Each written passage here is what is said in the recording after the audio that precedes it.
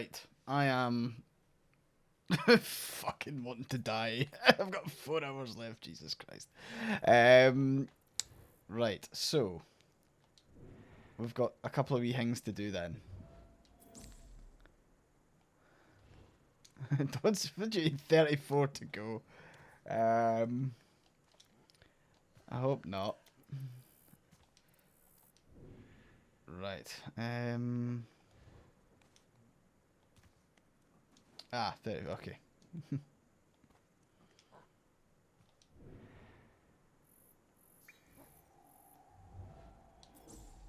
So there's a couple of things I kind of want to do in the game before the end of stream, right? The idea here is that I get to the ocean, and then I get the kind of final evolution in. Now my monkey squad have all pretty much perished. Really, they're all dead.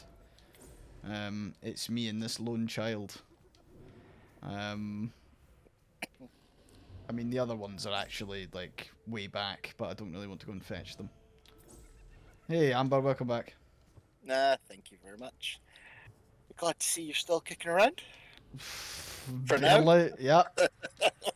I'm telling you, like, that bed is calling me. I am gonna die the moment the stream ends. Oh, mood. Like, Absolute mood there. So yeah, we'll have the briefest of celebrations when that timer reaches 24, and then I am going to bed. It's like so just before Christina's video there, and you turned around and said, "Wait, you mean I don't look good for somebody that's been on for 20 hours?" Yeah. My kind of general response to that was, "Look, I'm not saying that you don't look good after 20 hours of stream, but Yeah, it's you a look big like shit." Yeah, it's a big but. Yeah. No, that's very fair. I'm yeah, I'm just keeping on at the moment. I don't really know what else I can do. No, there's not much you can do. It's like you've been streaming for 20 hours straight. You've raised £2,166 and 1 pence for Galop. There's not much more that you can do, to be honest, other than push through the next 4 hours and try not fall asleep. Yeah, I'm fighting it. Um, Though, I if you think do fall asleep on stream, you do realise you'll never be able to live that down, yeah? yeah, although at this point I think I'm beyond caring. Come what may. Right, let's see. So weirdly, this is both the most infuriating part of the game and the most beautiful part of the game. It's a kind of double whammy, because you're constantly doing this stupid conquer your fear stuff, but you also get to see how I almost do. I want to wait. I think I should wait. I'll wait until it's morning because this bit's But it is morning. Aye, no, I meant like morning in the game. Obviously, you need to annoy I more to keep him awake. You just annoy me by being there, Grim. Grim, Sorry, no, alright, sorry. I promise. I said that I wouldn't become like a grumpy like Twitch bitch. Basically, that's how I. Because yeah, I'm not doing that. I'm not gonna have any snarky, tired comments. So apologies, Grim. That was totally mean and unnecessary. Why is this? Probably true. Oh yeah, definitely true. Right, that saber-toothed cat can shove it. Yeah, actually, my wife bought this for me on Xbox last night. So, oh yes, well enjoy it. And if you I'm going want, to be starting that later on today. So, if you want, you know what? That could be the end of our stream. What I could do is I could just put on like the YouTube video essay I did for this, and then that'll be it. oh no, Like I've when it think comes to games, I don't look at tutorials first thing through. I watch if I'm good watching like because I've been for there's you. none. There's no tutorials Yeah, whatsoever. good because I hate them. But usually, if I see a game I like from a streamer that's been playing it, I'll end up going to buy it. then I'll go play Yeah. it as a blind playthrough. So No, that's fair. Like yeah, it's one thing. So I don't do like I didn't do like the video that I made wasn't like a playthrough. It was like an essay on why the game's amazing and why everyone who reviewed it when it first came out is wrong. Like uh, awfully wrong, terribly wrong. Um, yeah, have this you played bit's Chernobyl Light yet? Chernobyl. Like, no, I haven't. Oh, Any good? very good actually. I thought it was fantastic when I was watching the one of my friends play it. So obviously went and bought it, and I have no regrets. I have no regrets whatsoever. However, Nice. there are quite a few jump scares in it, so Okay. not as many as Amnesia, but Yeah. Chernobylite is what Amber mentioned there, lovely scientist. yeah, Chern Chernobyl. like add ITE on the end of Chernobyl.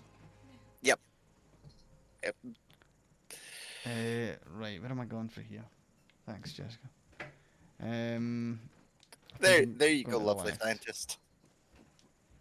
Um, But Chernobyl is absolutely a fantastic game. You know, hmm. I've been it's, like I was really hoping to play the Callisto Protocol, but apparently the initial reviews have kind of like they've got like stuttering issues and frame rate drops and all sorts. So I'm gonna wait until it's like but you've just sorted. said that the There we go. reviews for the game that you're currently playing were also crap, yet you're playing it and saying it's awesome. So That's just true. throwing that out there. That's very true. However, like this ran well.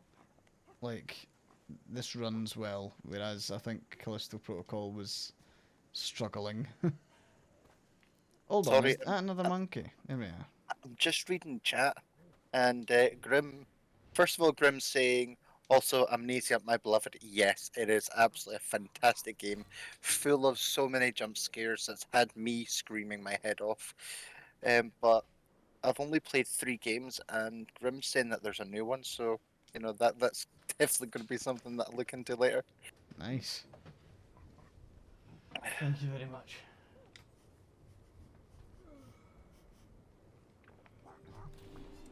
I like that. Like that's Jessica up after a Right, nap. okay. A, a, I a, was a wondering. nap. You woke up at 3 and then you went nah. Ah, I see how it is. That's fine, I suppose. It's not your Sorry, 24-hour I heard stream. this voice in the background, and I was like, wait, who the fuck is that? Ah, it's my Oh, partner. Morning, Jess. Yeah, I told her to go and get some sleep because I was like, there's no way that you're doing the 24 hours. Yeah, no, I saw you do that. Right, quite nice of you. Yeah. Amnesia, the bunker. Okay, I'm definitely gonna have to look at that now. So, how's things been while I've been asleep? um, Good subjects from what ki- I saw before I finally fell asleep. So, it's been pretty chaotic to be fair. I think people have just been having a laugh. To be honest, it's a blur for me. I don't even remember playing the game or anything. It's gone. It's purged from my mind already. Hang on a wee second. No. I'm actually surprised you've not even completed the game yet. To be in all honesty. I mean, I'm pretty much there, and to be honest, Remy, I've still got Screety's like 4 hours out yet. So, if for whatever I finish it super duper early, I'll just restart. Yeah. Like So I'll that's just what I said near the beginning of the stream in chat when somebody went, "What happens if I complete the game before stream time and just restart the game?" Duh. yeah, yeah, pretty much. Right, so we are hopping over here, and we are a bugger, man. Why did he just? What does everyone's actually read the whole comment? So we're mostly awake at an hour when God refuses to exist.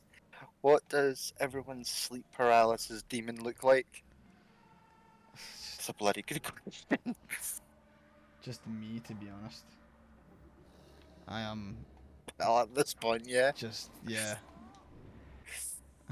I see you're missing the names from your face? Did you have a wee face wash earlier on? I did. I rinsed my face because I had to. To be honest, I've been slapping myself to keep me awake and everything. Like, it's Yeah. been, yeah, past couple hours have been full on. I definitely I hit a wall quite early, and then I got like a second wind, and I feel like I've hit a second wall. So now I'm just trying to survive. He's gonna say 8 AM's not that bad, but actually God doesn't exist at 8 AM either. Well, 8 AM's not that bad if you've actually had sleep. I've been playing this game for 20 hours and 16 minutes. So I get to moan. um That's why God invented coffee. yeah, I Just, mean, just saying. the thing is, I don't really know if I want to go and have like coffee now. It would probably get me through, but at the same time, I don't know. I'm not sure. Well, if you're anything like me, having coffee in the last 4 hours would mean that you wouldn't get any sleep until at least later on this evening. So, Yeah. faced with Nah, the whole it's prospect of being up for almost for you, it would be 48 hours. No, no way could I do that. yeah, nah. I mean, if I told you that an hour ago I've been up for 24 hours because I woke up at 7 o'clock Yep. and I couldn't get back to sleep, so I'm now just surviving. What are these stupid otters doing, man? Otters? Wait, there's otters? Where? Show Yeah, me otters. those ones there, the Mycenae otters. That's what they're called. Look at them. I love otters. Well, I love them. Sorry, otters are one of my favorite animals. they're the worst. Like these ones are the worst. The Miocene African otter. There you go. They're actually adorable. Hey, And now what are you hitting them for?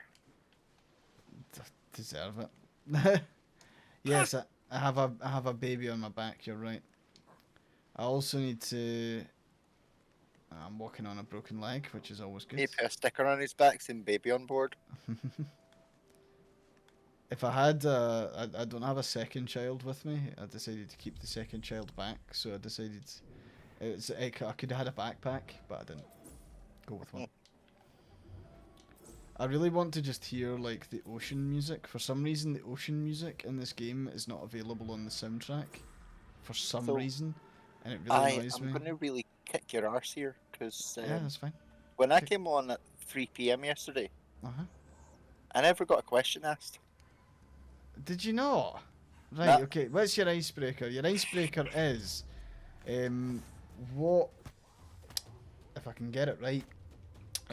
What have you achieved this year that you're particularly proud of, and what would you like to achieve next year? okay. What I've achieved so far this year? Well, usually at this point I'd say nothing, but that's horseshit for this year actually. Earlier on this year, I actually completed my HND in photography Oh, nice! Congratulations. at West College, Scotland in Paisley. Thank you. Brilliant. It's even more of an achievement than it normally would be, considering that when we came back in January, when we came back after Christmas holidays, we were met with the news that our tutor and main lecturer had actually passed away just after Christmas. Oh, So, throughout and the entire chaos that ensued from that, being that the entire department just fell apart. oh. Passing my HNT was a miracle, so yeah, I'm very proud of that. Um, Now, as to what I would like to achieve next year, I'd like to achieve more within politics, to be honest. You know, um, since after the summer, I've been doing quite a lot, obviously, with the disabled members group and being an equalities officer for my local SMP branch. I'd like to really get stuck into that over the next year, and probably. start my degree in photography next year. But Awesome. you know, but yeah, there we go. Brilliant. No, thanks very much, and sorry for not asking it earlier. No, it's fine. I actually completely forgotten. By the time it come off, it wasn't for another hour until you were saying it to somebody else. I was like, "Here, hang on a minute, you." But, Oh man. Right, we are. It's 9 minutes until it's 3.5 hours until I can go. Ah, we're see, getting there. this is why say you should really maybe for your next stream you could actually do this is do like a tag team between the mods and yourself so that it's every I don't know every 5 hours maybe Yeah. a different person is streaming so that you know If you donated £8.98, would I survive? Yes, I think I would. I think I would do it for you, AyeforScotland.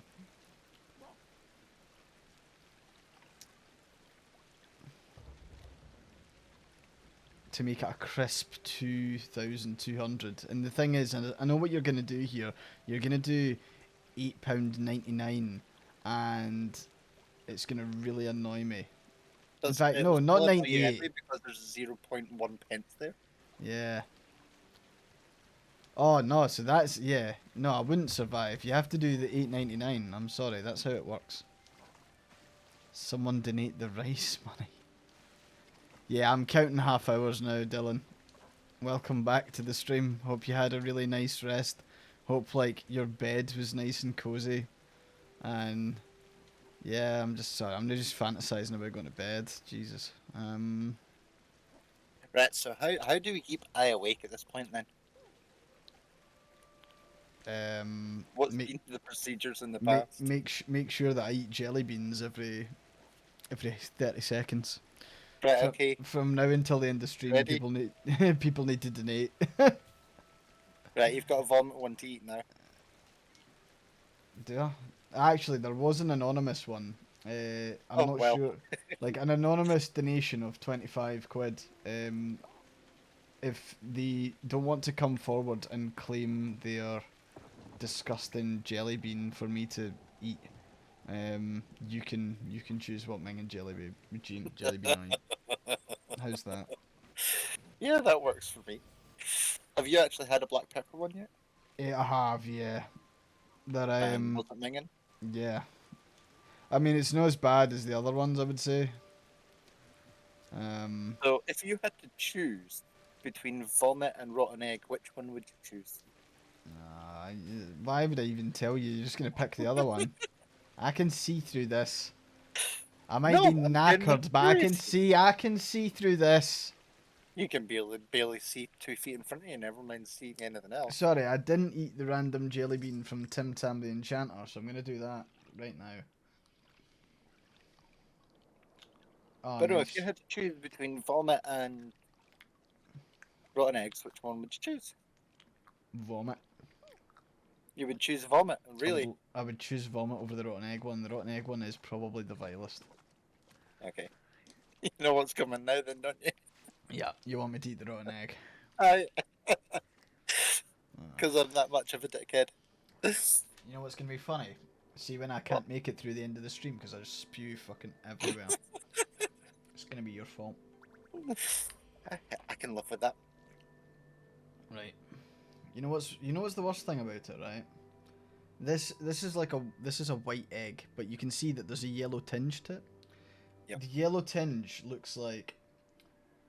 Have you ever had like a whitehead on your face that's like really big, and then you just pop it and it just bursts No, and it's all yellow and minging?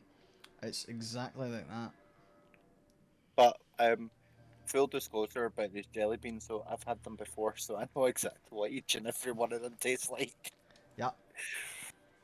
It does. It looks like pus inside a rotten egg. Yeah, you're right. I'm psyching myself up.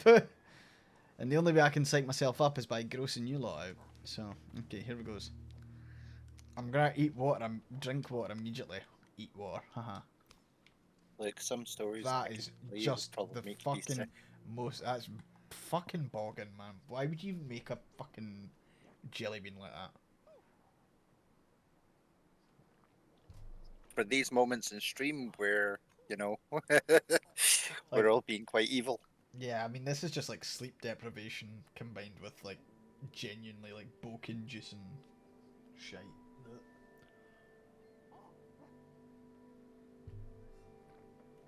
Oh, that was fucking rank. Ugh. Cool. Okay, we live to fight another day, friends. What, you going for another 24 hours after this then? Get yourself to bits. Is rotten egg or vomit worse than the sausage pepper combo? Like it's like the sausage pepper combo is absolutely fine compared to like one rotten egg. The rotten egg one is like foul.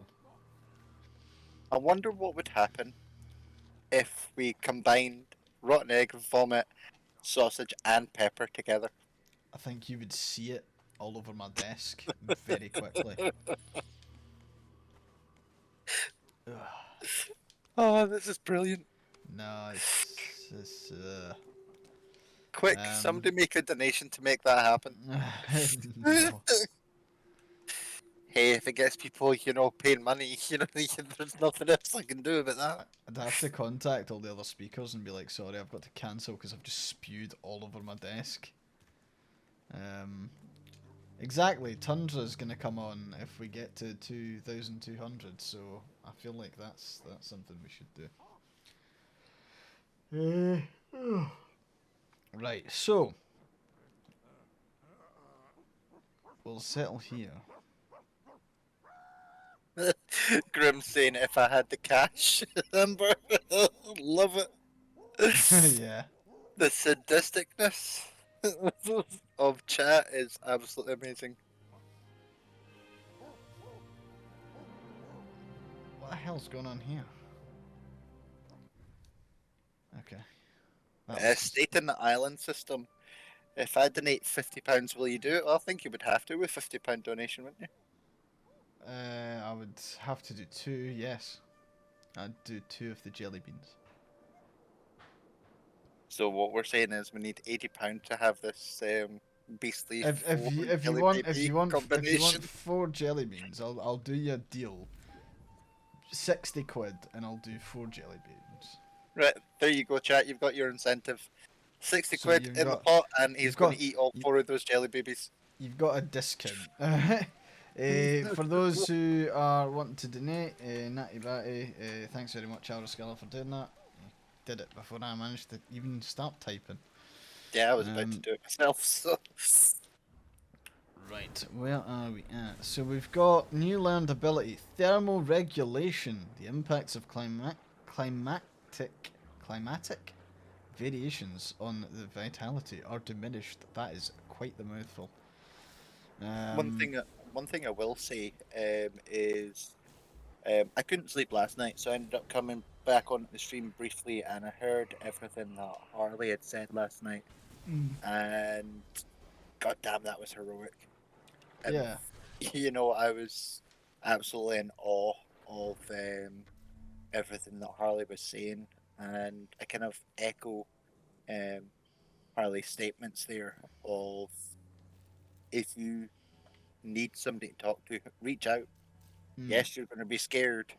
Yes, you're going to feel a bit like of imposter syndrome as you tell your story to someone, even if it's not Galop. But Holy see, shit. once you tell your story, and you've told it a few times, oh my god, that's a lot of weight off your mind straight away. Yeah, absolutely. And can I just say thanks to Ocow in chat who who's just donated. I don't even know if I can. Can I reverse write? Is this a thing? How do you? Can't write the right. C. No, that's the wrong way. I don't know how I would write Ocow on my forehead. Jessica would need to do it. Jessica, I'm gonna stick with. I'm not gonna have any caffeine. Thanks for offering it, but I'm not gonna have any caffeine because there's no point. I'll just die in my arse. Like, I'd rather not have any sort of like caffeine in my system when I fall asleep later on. It's just gonna. Well, to be fair, the offer of tea would be a good call because there's not a lot of caffeine in a cup of tea, even though that the tea leaf itself has more caffeine in it than coffee. But a cup of tea doesn't have that much caffeine in it in the grand scheme of things. Okay, I might go for a herbal tea then. I'm not gonna go for a valerian root though, otherwise I'll be like, hey, bye. You'll never see me. Nah, it's okay. I'm fine. I'll go tealess. Thank you very much to Okow though. That's massively Yep, appreciated. And for that's fuck's another sake, Staten fantastic Island. donation. Right. What was the Mingin combo? Because Staten Island's just donated 60. Well, the Mingin combo was. I'm just scrolling up just now. You do know that I'll Um, probably have to like run downstairs and be violently sick. Probably, yeah. Cool.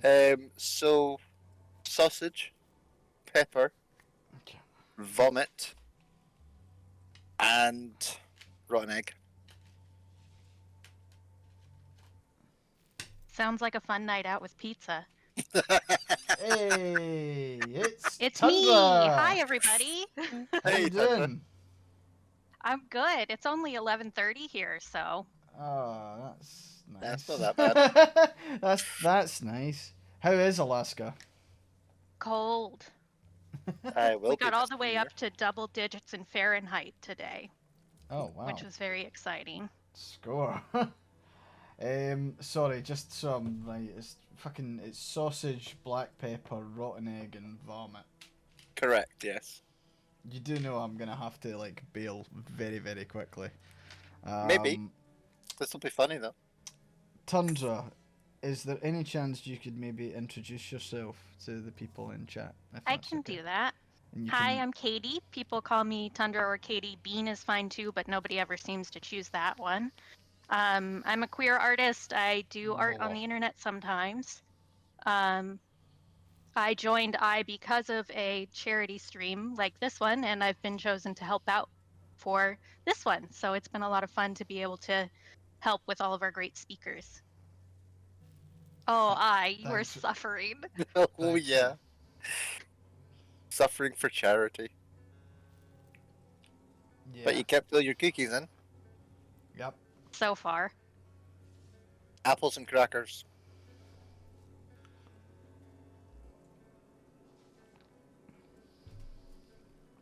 This is fucking disgusting.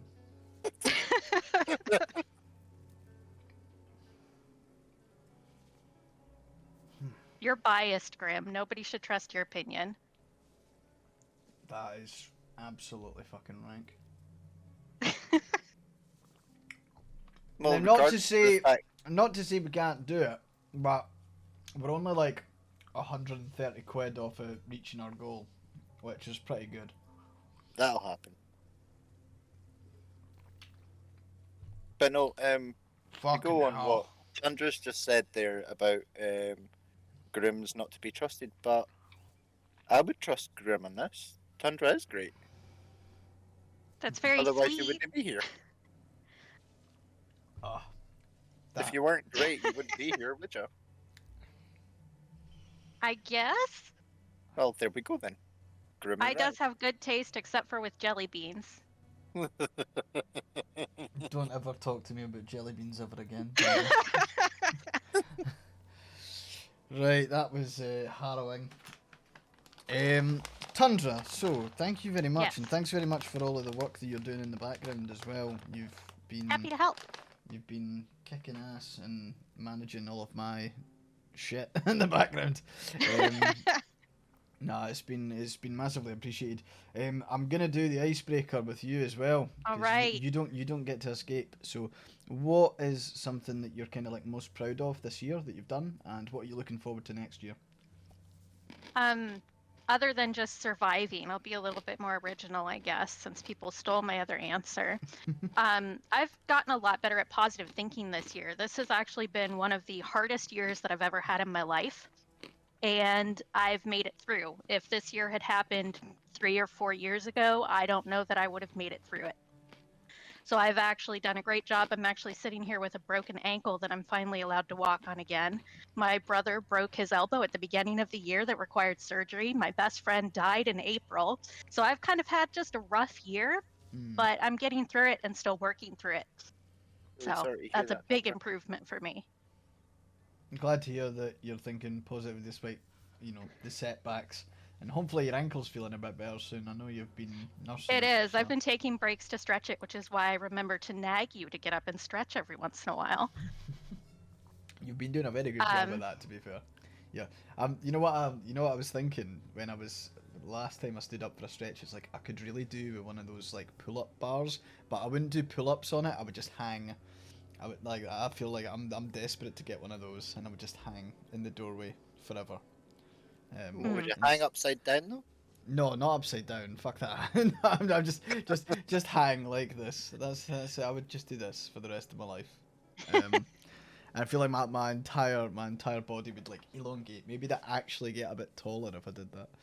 Um, that actually is a thing they made people do. It spaces out your vertebrae. So it does yeah. make you a little taller, but it's not permanent. You know, like the medieval stretchers. Like You mean Oh, the you rat? want to go on the rack? racks. Yeah, the racks. That's what I Yeah. meant. Yep. Like there must be a point where that feels like fucking good, right? Like, it'll probably only be for like a split second, but like there's probably a point where like the rack feels nice, right? It makes me think about that scene in The Incredibles where the machine is pulling him, machine monster Yeah. is pulling him, and then his backpack pops back into place. Yeah, yeah. No, I know exactly the scene you're talking about. I was Incredibles is a more, great film. I was more thinking of the one of the Sean Connery Bond movies where he's put on this device. What's it that they nicknamed the rack? That's to stretch out his back. But it's in reality, it's just this device that he's laying on his front, got his hands out front, feet. Yeah, he's just laid out, and this machine just moves him back and forth constantly. Hmm. That's a machine I need. I need something like that. So Tundra, how have you found the stream so far? Have you been? Good. I love that you've already forgotten that I haven't answered the second part of your question. No, no, no, no, no, no. I'm piling up my questions. Okay, okay. So yeah, no, Streams no. with you You are you always answer. fun, so You answer. Okay, yeah. No, no. Forget that now. Second half of that question. something you- I'm looking forward to next year. Are you Yeah. gonna let me talk, or are you gonna talk No, over no, me? Go no, ahead, no, it's your no, stream. no, no. No, Don't go even. ahead. No. Oh, now you're just being cheeky. I see through this. You're taking advantage of my sleep deprivation. That's what this is. Yeah, yeah. I see. It's waking you up too. Is it? Fuck. Go on, Tundra. Please answer the Okay, second so half of the something question. I'm looking forward to next year is I have another art project plan that I've only told one person about so far. So I'm really excited about that. I'm also excited to continue nagging you about self-care now that you've given me this power. Ah, okay, I see. Well, the good thing is that I am gonna sleep for well. I said I was gonna sleep for a week. I'm not actually. Yeah, you said you were gonna sleep in this morning too. Yeah, that didn't happen. Didn't work. Yeah. Yeah, no. Okay, so basically, yeah, you need to kick my arse more. Is basically what we're saying here. Yeah, I'm ready. That's ready and prepared. So I've got to ask, like, tell us a wee bit more about Alaska living. I'm curious to hear more about that. Let's see. I moved up here in 2006. So I've had some time to get used to it. The weather takes a while. I was telling somebody earlier when I was doing a mic check for them that my first winter up here, it got down to -17 Fahrenheit, which is Damn. real cold. And my earrings froze in my ears. So that was Ah. my first Alaska winter experience. Well, I'm not going to Alaska then, because I don't cope with cold very well. Yeah, it gets cold. It gets cold. And I'm in the part that doesn't get quite as cold as the rest of the state. So, I'm gonna say, does but it's that a not really, make Alaskan homes like more cozy, or are they cold? well, they're more set. We talked about this when you guys had your heat wave. They're more made to keep the heat in. Hmm. So it's better than it could be, but it is still cold. I have a space heater going in my room right now. So, Nice. What's the temperature at the moment? You said double right digits, now we're single at digits. 19 Fahrenheit, which is below freezing. Cool. That sounds horrible. Let's see. Yeah, that's -7 Celsius. Oh, okay. Yep. I was That's- trying to do the math there. So shorts weather then. I mean, I do wear shorts in the middle of winter, I won't lie. I expect nothing less, Tundra. Brave it. Yeah. I got to do it for the fashion. Oh, of course. It would be a crime to deny the world these legs. I couldn't agree more. Even though I don't think I've ever seen you. I'll um, take it. go on. What you Yeah, said? Pixar didn't happen. I mean, there are pictures on the internet, so Oh well. We'll. I'm gonna say we'll dig them up and we'll show the stream. I Oh, mean, I'll we pretend to look can. at I'm the it. same Grims, username everywhere. I'm easy to find. Grim's like, I think I'm contractually obligated to say no comment. Gotta do it for the fashion, me dying in Elden Ring with shit armor. Exactly, pirate. Amazing. Right, sorry, I'm just trying to figure out what I still need to do in this game to actually get me to the finish line. Ideally, I finish like now, and then I can coast to the rest of it because I can restart the game and just do whatever I want. I can fuck around. That'd be So, nice. Katie, I don't know that much about Alaska, but I do Mhm. believe that fishing is something that Alaskans do quite a lot. Yes, big fishers here. Have you done much fishing since you've moved there? I've done a little bit of fishing. I don't eat a lot of fish, and I didn't at all when I moved to Alaska. So I haven't done it as much as some other people. I've been halibut fishing, which is the hard one because you have to tow this big ass fish all the way from the bottom of the ocean. So it takes a while. Um, What about ice but when fishing? the Have you done any salmon of when the salmon run up here, people take off work, that? Oh, and jeez. that's a Right. normal excuse. Wow. Like the salmon are running, stores shut down, everybody's gone. Hey Frank, it's Charlotte. Can you come in today to do what's it? A shift. Somebody's had to call in sick. No, I'm away salmon Nah, fishing. fish Sorry, are running. Charlotte. It's a real thing. The other That's great brilliant. excuse up here is if a moose is next to your car, because nobody is expecting you to get into the car if there's a moose there. A moose. I mean, what's the moose gonna moose. do? Just look at you and go. Stomp Square. the shit out of you. Oh right, okay. Are they that violent? Yeah, Jeez. Oh okay. I was you should expecting be more more of a. scared of moose than bears. Really? Yeah, Oh. bears will usually leave you alone if they realize that you're human. Moose don't give a shit about anything. They're gigantic and they will stomp you and kill you. Nice. Okay, this I've actually got to see. Note to self. There's yeah, like definitely moose are videos on the huge, internet aren't of they? people getting stomped to death. Yeah, they are. They're huge. Like Like SUV, taller than an SUV, huge. yeah, like I think I've seen one. Like I saw a video of one running at like full speed. Yeah, they And go fast. It's like, holy hell! How do you like? Yeah, you how- can't run from one. Like the best you can hope to do is get a tree between you, Right. Okay. because it'll catch up and you're dead. I'm looking forward to my first time in Alaska, and it's like it just like if it was a film, it would just cut to me sprinting in between trees with an angry moose chasing after me. What's the plural of moose? Moose. Moose. Oh, fuck off! It's not like that. Why It's is like it? sheep. Nah, it Yep. should be like mice. You can do No? mooses, meeses. I don't Can you know do that there's a better Mises? option. You could. People would know what you meant, but they'd make fun of you behind your back. That's fine. People do that Unless anyway. they're unless I there mean, were we do people it to like your me. face. Yeah, that's true. Yeah, that's what I was going to say. Unless they're like me, I just make fun of you to your face. You Ah. know? Yeah.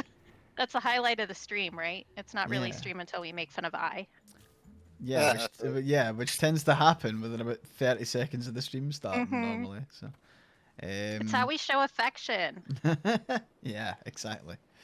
Right. Okay. What is the plan on this? Sorry, I'm just trying to like get myself organized. So, there are nothing of importance to look at here. So I need to now run around the beach. The one thing that I've not heard, and I'm not sure if it's just because I've turned the music way down, but there's like an ocean theme for this part of the game that I find like a really nice kind of peaceful, like, well done, you've managed to get to this point of the game, you can enjoy your little beach paradise, running around with your wee monkey baby thing on your back, all that good stuff. Turn it up. Okay, I can turn it up, but like it will just completely like. It's so loud. We're only 129 short of our goal, exactly. I mean, I think I think we could maybe do it. If anyone's up for it. You gonna release the feet pics when we get there? No. It's I mean, what the I people like. want, I. He's going to make wear the maid outfit, aren't you? Maybe. There we go. £129 and he wears the maid outfit, chat. That's a good enough There we incentive go. for you. I'll just chuck it on over the top of me because it doesn't fit. Like I can't get my shoulders just do not fit into the tiny little torso section. Doesn't matter if it doesn't fit. It's still funny. That's fine. Right, so obviously it kind of sucks when you're a monkey and you've got a broken leg. The good thing about this though is that even if you have a broken leg, it heals in less than a day.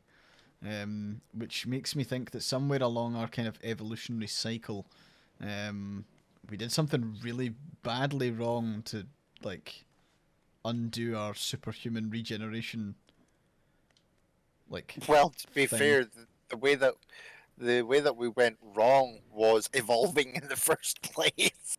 Yeah, that's Yeah. fine. Should have just stayed in the ocean. Stayed in Yep. the muck. Should have remained a cell.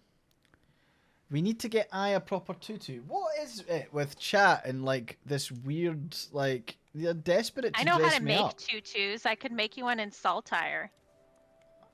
Oh, that'd be. I mean, Yes, yeah, yes, okay. yes, I got it. I was gonna shit. I'd actually be down for that. Fuck. Okay.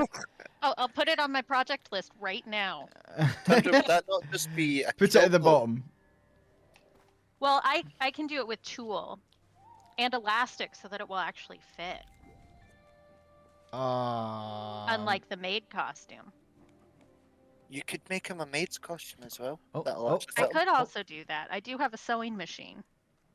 that's what I was. Yeah, so I could send the maid outfit express delivery for you to alter. That's what I could do.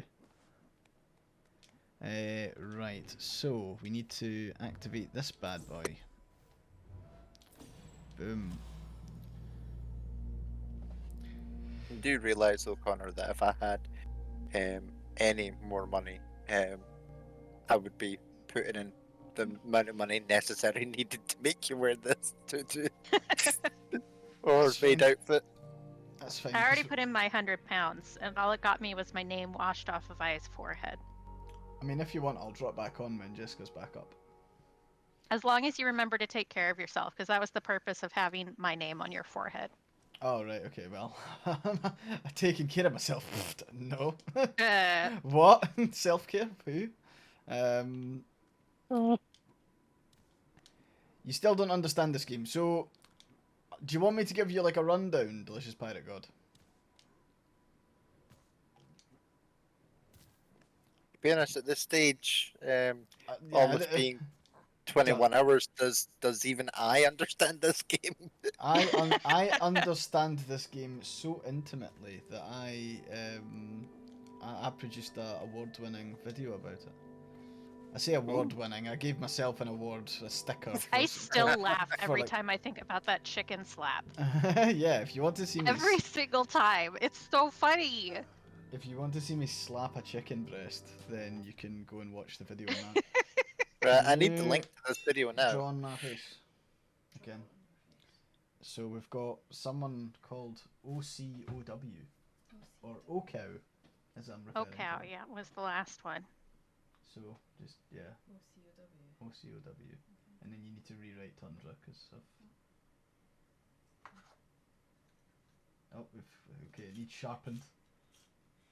He just stabbed me with the makeup. Well, if it needs sharpened, you may as well just use a Sharpie. Literally just no. It's we don't have a Sharpie. We're using a makeup thing. That's why it rubbed off my face. I don't think Is the lead even in it? I don't think so. Oh right, is it gubbed? Oh no. Yeah, I'll go and get You should have said it's a few days ago they didn't have any Sharpies, because I would have sent you some, because I've got a shitload here. And to be honest, there was a kind of like mad rush to try and decide like incentives. So the jelly beans were like a manic purchase. I don't know what I'm gonna do with the jelly beans actually, because like there's way too many left, and I'm definitely not gonna eat them. I'll just die if I taste another one ever again. OCOW. And then. Well, when it comes to the jelly beans, now my sadistic brain is turning here when I'm saying this, but Christmas is coming. Well, as I in, might die by the end of are you this saying to gift on? Yeah. No, what I'm saying is even worse than that. Sorry. Oh, no. But Christmas is coming, and usually people have big Christmas dinners with their families. Oh no, I wouldn't want to inflict that on my family. So what Oh, you would God. do is you put the jelly babies in their all glory, just on the Christmas dinner table. Sit, but don't tell a single person that there's any nasty ones in there. Yeah. No, that's fair. I mean, as like so. Question, because like from Dylan here is how much for me to take a handful of them and eat them all. Depends what we're describing as a handful, because I feel like that could very easily be. I don't know. I could just pretend I've got really small hands. A handful would be your hand size. I've in that case I've got tiny little baby hands.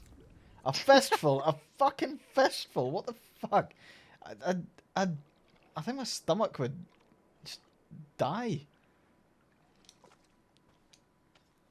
I'd take a big scoop of them and I'd do like a single bite and then I'd shit myself and die. That's what would happen. Sorry, but dying's not on the schedule. Oh, Yep. okay. Sorry, we've got it. How long have we got left? Nearly 3 hours. Right. Okay, folks. I think we've got another speaker coming on at 9. Yeah, we do in I am- about 5 minutes. Cool. So I'm gonna have a quick break because I'm gonna duck out and go to the loo again.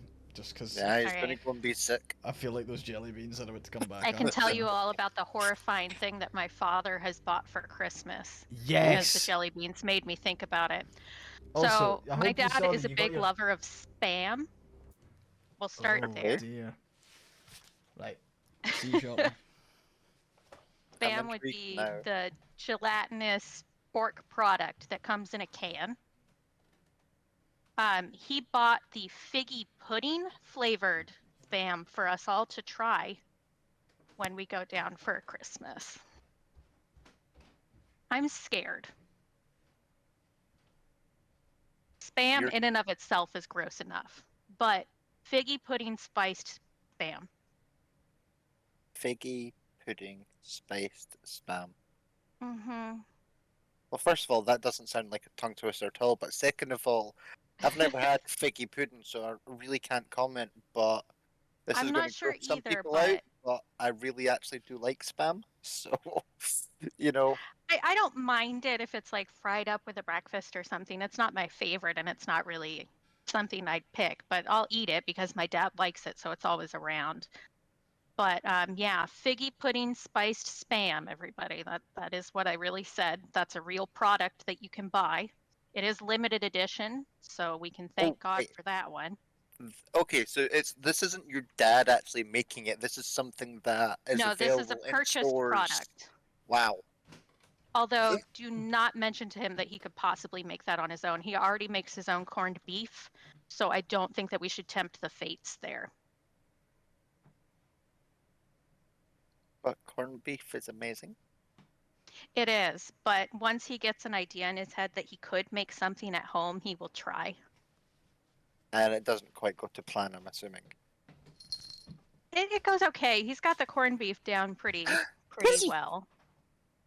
I see a It is kitty. it is drier than what you'd buy in the store, but that's normal. Sorry, Tundra, I've completely switched off. I saw a kitty, and now I'm looking for it Oh, again. totally reasonable.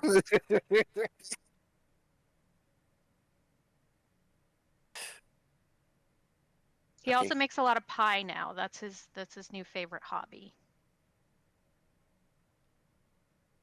The pie is good though. It's not on the spam level of horrifying. Okay, so that's probably the weirdest product that I've actually heard of so far. So is there any other weird products that you have in Alaska that we might think is quite weird over here, maybe in Scotland? In Alaska, most of the stuff that people would say is the weird food up here is Alaska Native food, so the indigenous people food. And I don't like playing that game because I think it's rude. Um, there is Oh. something, I've eaten whale before. I guess that's one of the weird Ooh. ones. One of the Native kids in one of my classes brought some for us all to try. It tastes like fish bubble gum. That's Okay, the chewing texture. that's quite interesting actually. Yeah, it was a great opportunity, and I'm really appreciative that he would share that from his village with us, because it's not something that you'd usually get the opportunity to try. Yeah, Serafina Peck has just said, I mean, we eat haggis, Yeah, that's which is true fair. enough. I haven't had haggis. I'd try it. So I'm not sure if I has ever said this to you before, Tundra, but have you heard of haggis hunting? No, I don't think I have. Do you know what haggis actually is then? Yes. So you know it's this little creature that can be found in the Highlands of Scotland, and so every year we go haggis hunting. Basically, we have to run up a mountain and chase this Uh-huh. three-legged little beast, hairy beastie, round the mountain until it gets dizzy, and then we chase it round the other way so that it then rolls down the hill, and then somebody's at the bottom of the hill and just clobbers on top of the head. What? And we're talking about haggis hunting. Okay. That's fine. Continue. Just the bewilderment. Yeah, sure. Now, because I'm too kind in some senses, I will say to you, Tundra, that haggis isn't actually a physical animal, Right. and that's what we tell tourists. However, I do the know the amount, tourist game. yeah, the amount of Americans and Canadians I have told about haggis hunting, and even sent them the haggis hunting website link, and then Oh, they have went, excellent. "Oh my God, we need to go to Scotland and haggis hunting." Is just amazing on how many Americans and Canadians I've convinced that haggis hunting is actually a real thing. Sorry, I'm laughing. Dylan, are you okay? Genuine question. No. I'm fine. I'm just tired. Like this is He hasn't been okay for you're like 3 hours at you're least. longer than that. Way longer than I was being that. kind. I was being Wait, kind. that was being very very generous. It's been at least triple that. No, it's fine. We'll get to the end somehow. I don't know. Maybe. So long as we don't have to deal with these otters. Right, I believe we've got a new speaker coming on. Is Yep, that we correct? should have somebody coming in just a moment. Cool, no worries. Well, with that, I'm going to disappear. No worries at all. Um, Thanks very much. before I Amber. Great do talking with you. thank you, and great talking to you too. But before I do go, Mhm. I, Yep. we first had a quick conversation via email and Twitter, literally about a week ago. Yes. And I'm going to say this to you, as somebody that doesn't know you very well. Yeah, Okay. you have done a fucking awesome job today. Oh, Yeah, and on thanks. the lead up to this, as has your mods. Now, I've been part of, in many shapes and form, of many charity streams, and I've never ever seen numbers like this. So We you have do. done a phenomenal job, and doing it for Galop. Now, when I came into this, I barely knew anything about Galop, but I've been listening, I've been reading, and I've been listening to everybody that's been talking about Galop, and they are absolutely a wonderful charity. So you should be very proud of yourself for even managing to do 21 hours. Thanks. which is good because that might be all you're getting. I might die in the next 20 minutes. But nah, I'm joking. I'll be fine. Don't worry about my safety. But it's nice hearing good stuff. It won't mentally click with me until we're done. But Yeah, like next week. yeah. But no, it's very kind of you to say. Thanks very much, Amber. And of course, it's like people like yourself and of course the mod team that do all the work in the background that actually make these things happen. So I really appreciate you joining today. Thank you, but wait, what work have I actually done? You've I've been done a nothing in the speaker. background. No, you've been a speaker. No, I've It's- I've it- only talked and talked and talked. Aye. I've done nothing in the background though. That's down to the mod team. Aye, but you've been retweeting and you've been doing everything else, and that counts as background work as far as I'm concerned. It does. So I Okay, really appreciate fair. it. But no, thank you just for having just me. have to prop eye up and play a video. Exactly. I could just put on one of like my old streams, just on a rerun or something. I could just be like at the game. That'd be good. No, that's great. Thanks very much, Amber. That's fine, and enjoy the 2 hours and 58 minutes and 20 seconds left that you've got. Aye. No, not that anybody's counting. Oh, you certainly are. I definitely am. Yes. So right, No, that's cool. thank you so much for having me. Congratulations again with the amount of money that you've raised for an amazing charity. Cheers. And No, I'll that's speak good. soon. Brilliant. Thanks, Amber. See you later. All right, I'll yield the floor to our next guest too. So Awesome. good to talk to you guys. Stay alive, Lovely to hear your voice, Tundra. Well, you'd heard it before, so it wasn't Yeah, much of no, a I was- reveal for you. Nah, every time I speak to you is a reveal. That's how it works. Aw. No, have a good one. Thanks very much for joining the call, though. Keeping me No sane problem. for a wee bit longer. Mhm.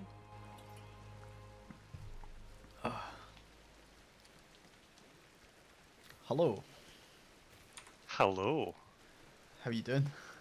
Better turn the stream off so that I'm not getting this in double. No worries. I am gonna boost your audio so it's full, which I think it is. How you doing, Marco? I am caffeinated on a Sunday morning. What more could I ask for? Nice. I am not, and I could. I feel like I could do with it at this point, but I'm Yeah. trying to tough it out. Yeah, I'm really loving the look you've got going there. It's something to behold. Well, if we reach 2,500, I'm putting on a maid costume. So. It seems like the longer you go, the more you look like your character. Yeah, pretty much. Like becoming more and more dishevelled. But Marco, is it all right if you give yourself a wee introduction to people who maybe don't know you in chat? Yeah. Well.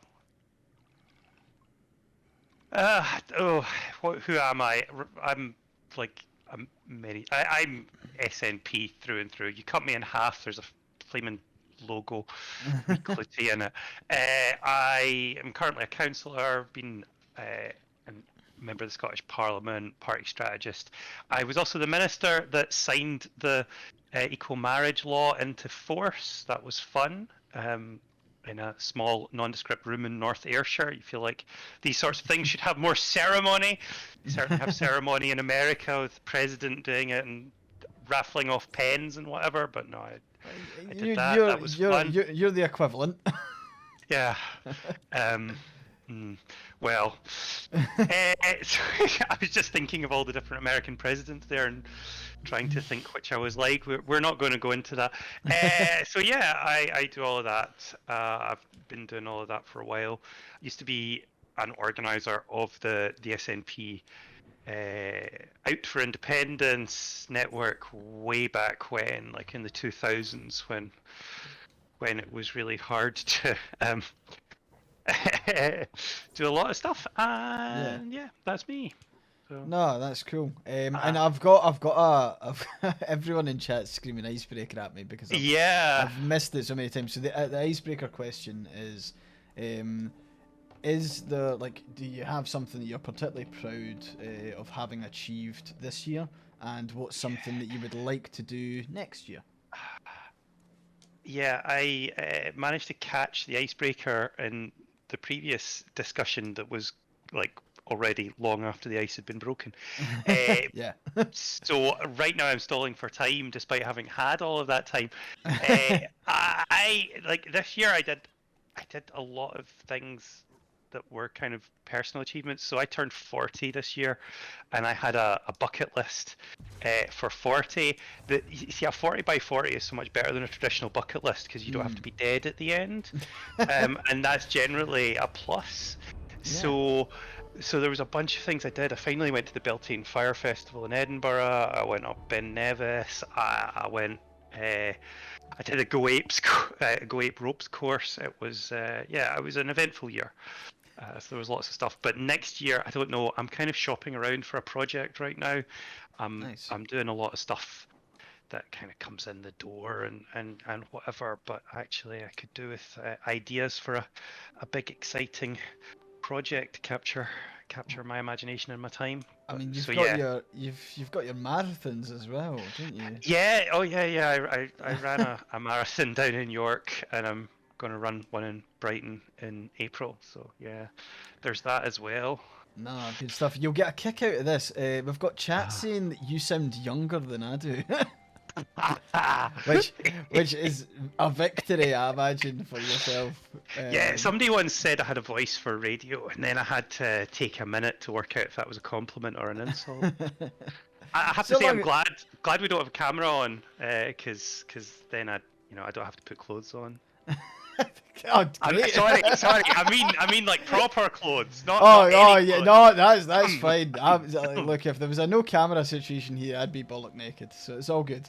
I mean, you're not far off it right now. I know it's the tank top. It was a request, actually. It was one of the milestones. So how's things been with you this week? You been busy? Yeah. I mean, like, I've had some weird weeks the last few weeks. Week before this was actually busier. Got the City of Edinburgh to agree to divest from fossil fuels. That was quite good. Nice. That was a biggie. So yeah, that was somebody else's work that I had to take over. I'm kind of a super substitute. I'm definitely going to use the full word. Yeah, so that was a bit of an achievement. Other than that, I've been trying to get back into running. Had COVID a few weeks ago. That was not never good. Fun. Well, presumed COVID. Turned out I had like 9 tests, but none of them actually, like, sitting in the house, but none of them actually had the fluid in them. Right, so that was useless. There was me, like, it looked like a chemistry lab as I had all of these bits strewn around trying to find the one thing I needed, but well, I lost my sense of smell for about 2 weeks, so I'm putting it down as COVID. If it certainly wasn't COVID, it felt like COVID. Definitely sounds like COVID. Yeah. So that was me. By the way, I feel like the description of me as a speaker is like really, really weird. I feel like I'm here to just give you a name chat as you're at the end of your 21 hours. It's I like mean, I'm, if that's how you want to yeah, term it, that's more than yeah. fine. Like, I Tell mean, me, I missed a fair few things. What's the story with those ears? right. So these are ears that belong to my partner Jessica. They are clip-on ears that attach to the Haha. headset. Um, Okay. and people like to my Twitch chat in their kind of infinite wisdom quite like to picture me as like a cat boy. You know, Uh-huh. yeah. So like that became a Uh-huh. thing, and then it became one of the like the milestones for Uh-huh. the donation bar. Okay. And yeah, so that's kind of how that's been born. There seems to be a lot of objectification of you going on in this. Are you comfortable with that? It's something that you grow used to be honest. I am used to being bullied by my chat. I'm used to being objectified Uh-huh. by my chat. Used to Uh-huh. being harassed by my chat at all hours of the Uh-huh. day. Yeah, I think I think it just comes with being a streamer, to be honest. Uh-huh. I did have a cat's nose and whiskers Oh, at I some missed point. it. Yeah, don't worry, the video will be up at some point. There'll be footage. But yeah, there's been that, and again, there's a maid's costume that's kind of floating behind me, to be put on in the event that I am doing that. However, there will be a point where if we've got a couple more speakers, and I'm definitely not going to be wearing the costume for them. That'd be a bit too weird. I'm sure Kirsty would be fine with it. She's seen worse. Yeah, that's fair. So I'm kind of interested to hear about the council stuff that you're doing and the kind of divesting from like fossil fuels. How does that like actually come about? Maybe you can give a wee bit more context for folk. Well, it's been a campaign for a while. Lots of people have been arguing for it. So I'm going to hit the state pension age in 2050 at a time. Yes, that's a reminder of my age. Sorry. Actually, I'm the one that should be apologising. So old. But 2050, we should basically be almost done with fossil fuels. So pensions that are supposed to pay out to people like me in 2050 shouldn't have their money in fossil fuels. On top of all the environmental arguments, it's a terrible investment. There's kind of like two worlds. If you imagine a sort of sliding doors of the world to drop a completely outdated 1990s film reference, there's like one where the world is like full on Blade Runner or the Matrix outside the Matrix. It's hell, just dystopian smog, hell. death, yeah, dystopian hell. Right at that point, if that happens because we haven't done anything about the climate, then the local government pension scheme for Scotland is like the last thing we'll be worried about, and it's all irrelevant anyway. Yeah, we'll have to deal with the replicants. Yeah, or whatever sort of mutants are wandering through the wastes. On the other hand, we've got the future where action is taken, where the human race steps up, where we get into some kind of wonderful Star Trek style future, or well, sort of the 2050 equivalent of it. And at that and if that's the case, then money put in oil companies was a ridiculous investment. So that's the argument we've been trying to make to make sure the people that are only concerned about the bottom line and who we have to convince are convinced, and it's working. And there's more and more big institutional investors pulling their money out of fossil fuels. It's still early days, but I think it's something that is spreading and will be successful. I mean, the big companies all say, we're investing in renewables as well, but they're investing 10 times as much in oil and gas as they are in renewables. And really, at this point, basically everything they should be investing should be in renewables if we're going to switch in time. So, yeah, that is the thing, and it was a good benchmark, a good landmark milestone to get City of Edinburgh taking that decision. Yeah, no, it's interesting. It's the kind of like first time you kind of hear about like you said, it's almost like the argument for the people who only care about money and not the actual Yeah. climate, because it's the only way to get them to listen. It's like, yeah, Yeah. this will all be worthless if Yeah. we do actually, leave fossil fuels behind us. Yeah. So no, that's interesting. I was wondering. So like, obviously, like that's the Edinburgh Council's like kind of pensions, being shunted away from like the investment of those pensions in the fossil fuel industry. Is that correct? Kind of. Yes, it would be nice to say it was quite that simple, but these sorts of Right. things are never that simple. Nah, of course not. But it was a victory of the full council voting that way. Mm. In order to stop us pesky democratically elected people micromanaging the investment decisions, there's still a few more hoops we have to jump through, because Right. just because we vote for it doesn't mean it happens. It's the fun thing about democracy. Yeah. Yeah, but it is a big step, and yeah, so that was good. That's been quite the step in the council. No, cool. So maybe like pivoting to like the stuff that we've been talking about on the stream Yeah. so far. Comes to Galop. We're raising money for Galop, of course. And we heard from the CEO of Galop, like we're kind of right at the start. And Sorry, Go on. can I just jump back? Somebody in the chat has mentioned something that was in my head literally as I was saying it. The fact that I dropped 2050 in Star Trek, yes. First Contact Day, Bozeman, Montana. I was thinking, let's just jump forward to the late 21st century. Okay, that's cool. I was gonna say, yeah, you're a massive Star Trek nerd, aren't you? I am, yeah. Yeah, no, that's fine. Just checking. I've never watched this episode, I'm afraid. I watched the Oh, film no. with Chris Pine. Do you know that should be even more embarrassing than your costume? Oh, really? Okay. Yeah. That's fair. Well, you're gonna have to educate me on what's the where to start with Star Trek, because every time I look at it, it seems like there's 6 different series that are all playing at the same time. Yeah. Sorry, to go back to Gallup. Yeah. I distracted there.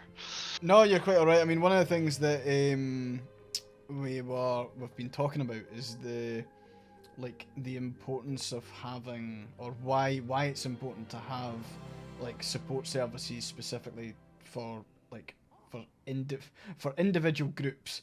So like, why is it important that there's like LGBT specific services? Maybe you can say a little bit on that, if that's cool, and I dare say it'll spawn other questions. Maybe chat will have some questions as well. Yeah. Well, I mean, in any kind of service thing, this is the boring bit, right? I will get to the exciting bit. Don't That's worry. absolutely fine. The boring bit. Anytime you've got any kind of organisation, that there's a trade-off between the big scale and the small specialist. So you get something different from a McDonald's than you do from a family restaurant round the corner, and there's ups and downs. Usually the small one's more expensive. So there's that. But when it's an equalities group, there's an extra layer to that. It's like, because over the years, especially in my early days, I came out 20 years ago, and it wasn't the easiest process. It's almost like Russian roulette going to a service if you're unsure about what you're going to get. Yep. Because you might get somebody who knows everything about the particular experience through and through. You might get somebody who doesn't but has general knowledge and is totally open. But there's always this nagging worry anytime you access anything that you're going to hit somebody who's just completely not equipped to work with your particular equalities group for whatever reason. And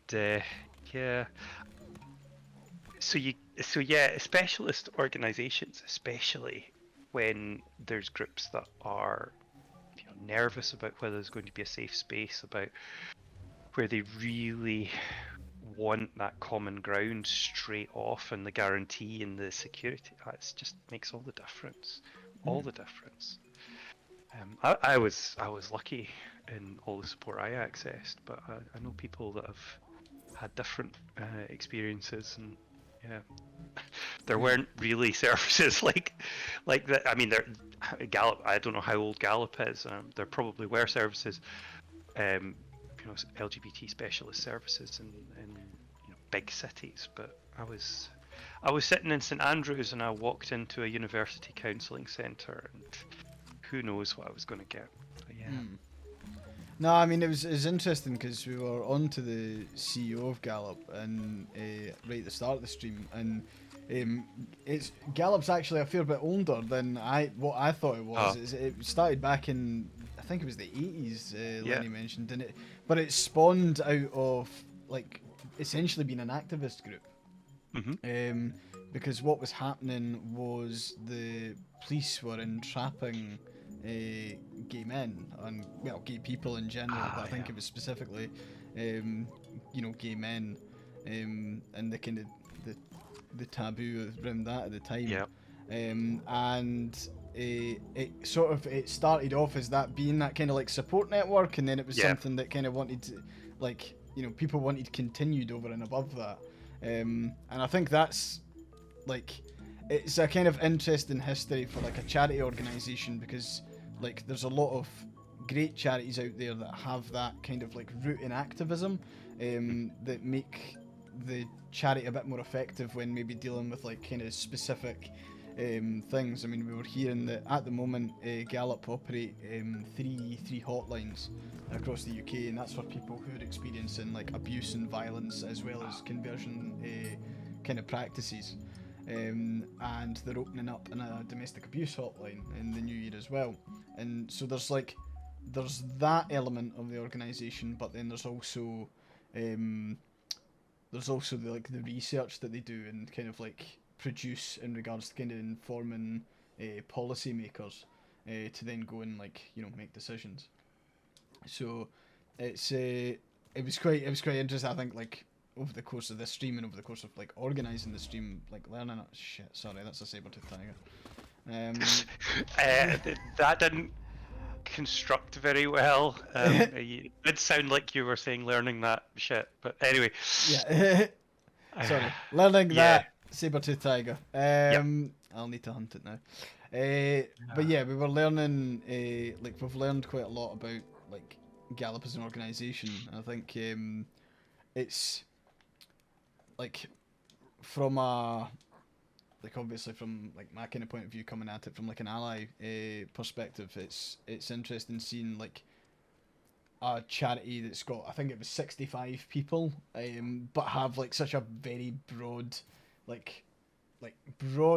kind of remit when it comes to like all the individuals that they help, and sorry, I'm sleep deprived. That's all gonna, right. That's going to be my excuse for like the rest of the stream. When No, I'm that's something fine. up.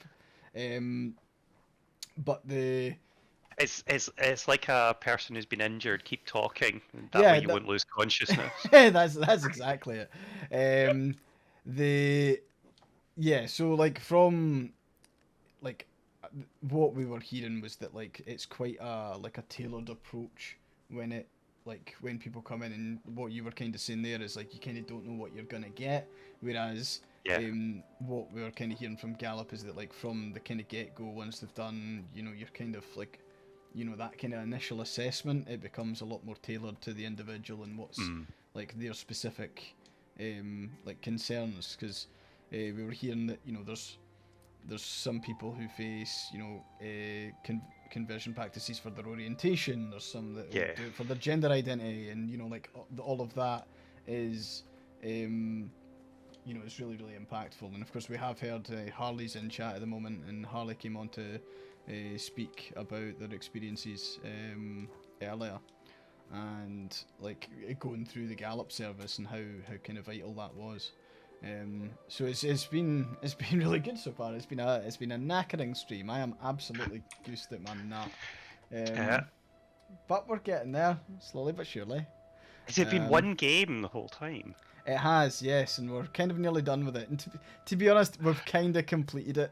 Kinda. I've still got a wee bits and pieces to do, but like, It's Yeah. it's like I know it's, that stage in a game where you've done everything, it's you've hit the levels, and now you're just trying to see if you can score that yeah. 3,000 or whatever. Yeah, I'm literally just fan of it. I'm not quite fully evolved. I'm bipedal, which Uh is huh. good.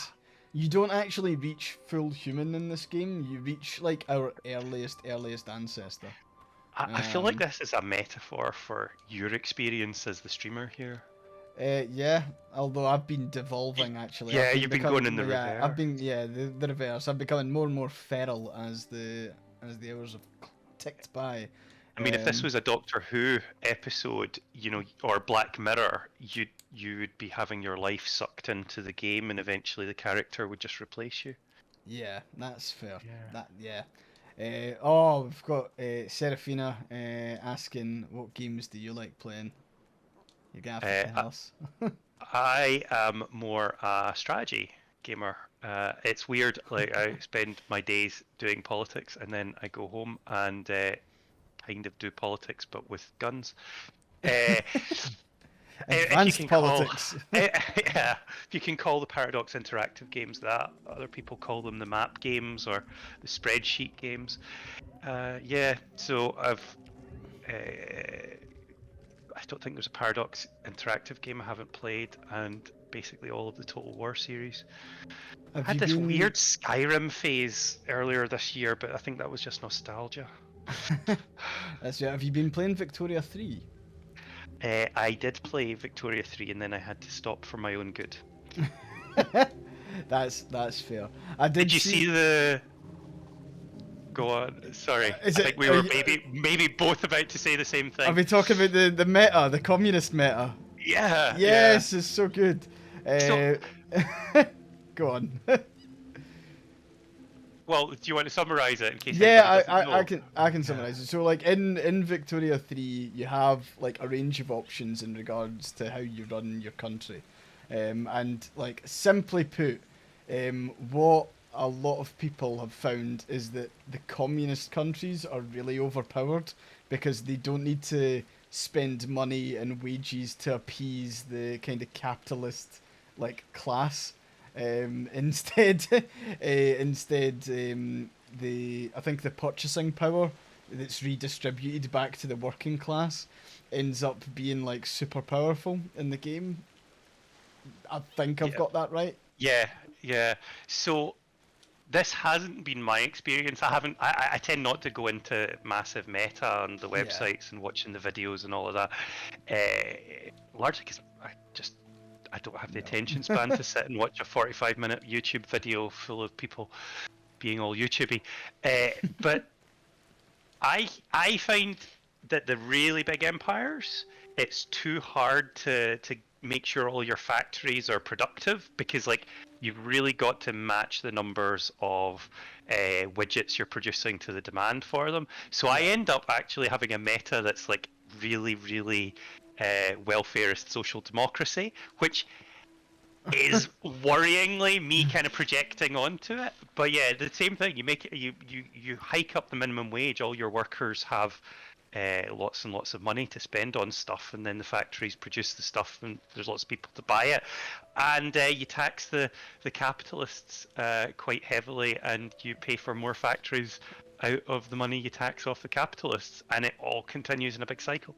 I kind of stopped playing because it was a bit easy, actually. Anyway, You'd broken the game. You'd been able to like out political maneuver the game, and now it's just yeah. way too easy. Yeah. Right, we have received a couple of donations. One of which is I'm not sure if you've seen Marco, but throughout the stream, I have been eating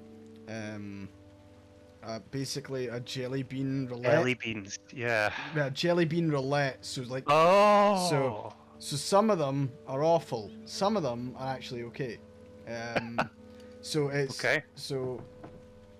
Unless I'm just gonna double check because I've seen lots of people. Some people have written what flavor they want me to have when they've like sent me, like a donation because it's the bowl that I just showed you is the 10 quid bowl where I take just a random one. It's just like a kind of hope for the best.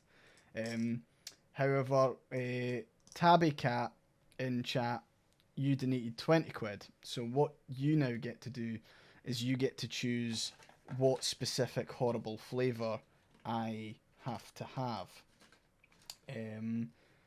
The following flavours are up to you to choose. So there's earwax, vomit, Oh, dirt, soap, booger, sausage, earthworm, rotten egg, black pepper, or grass.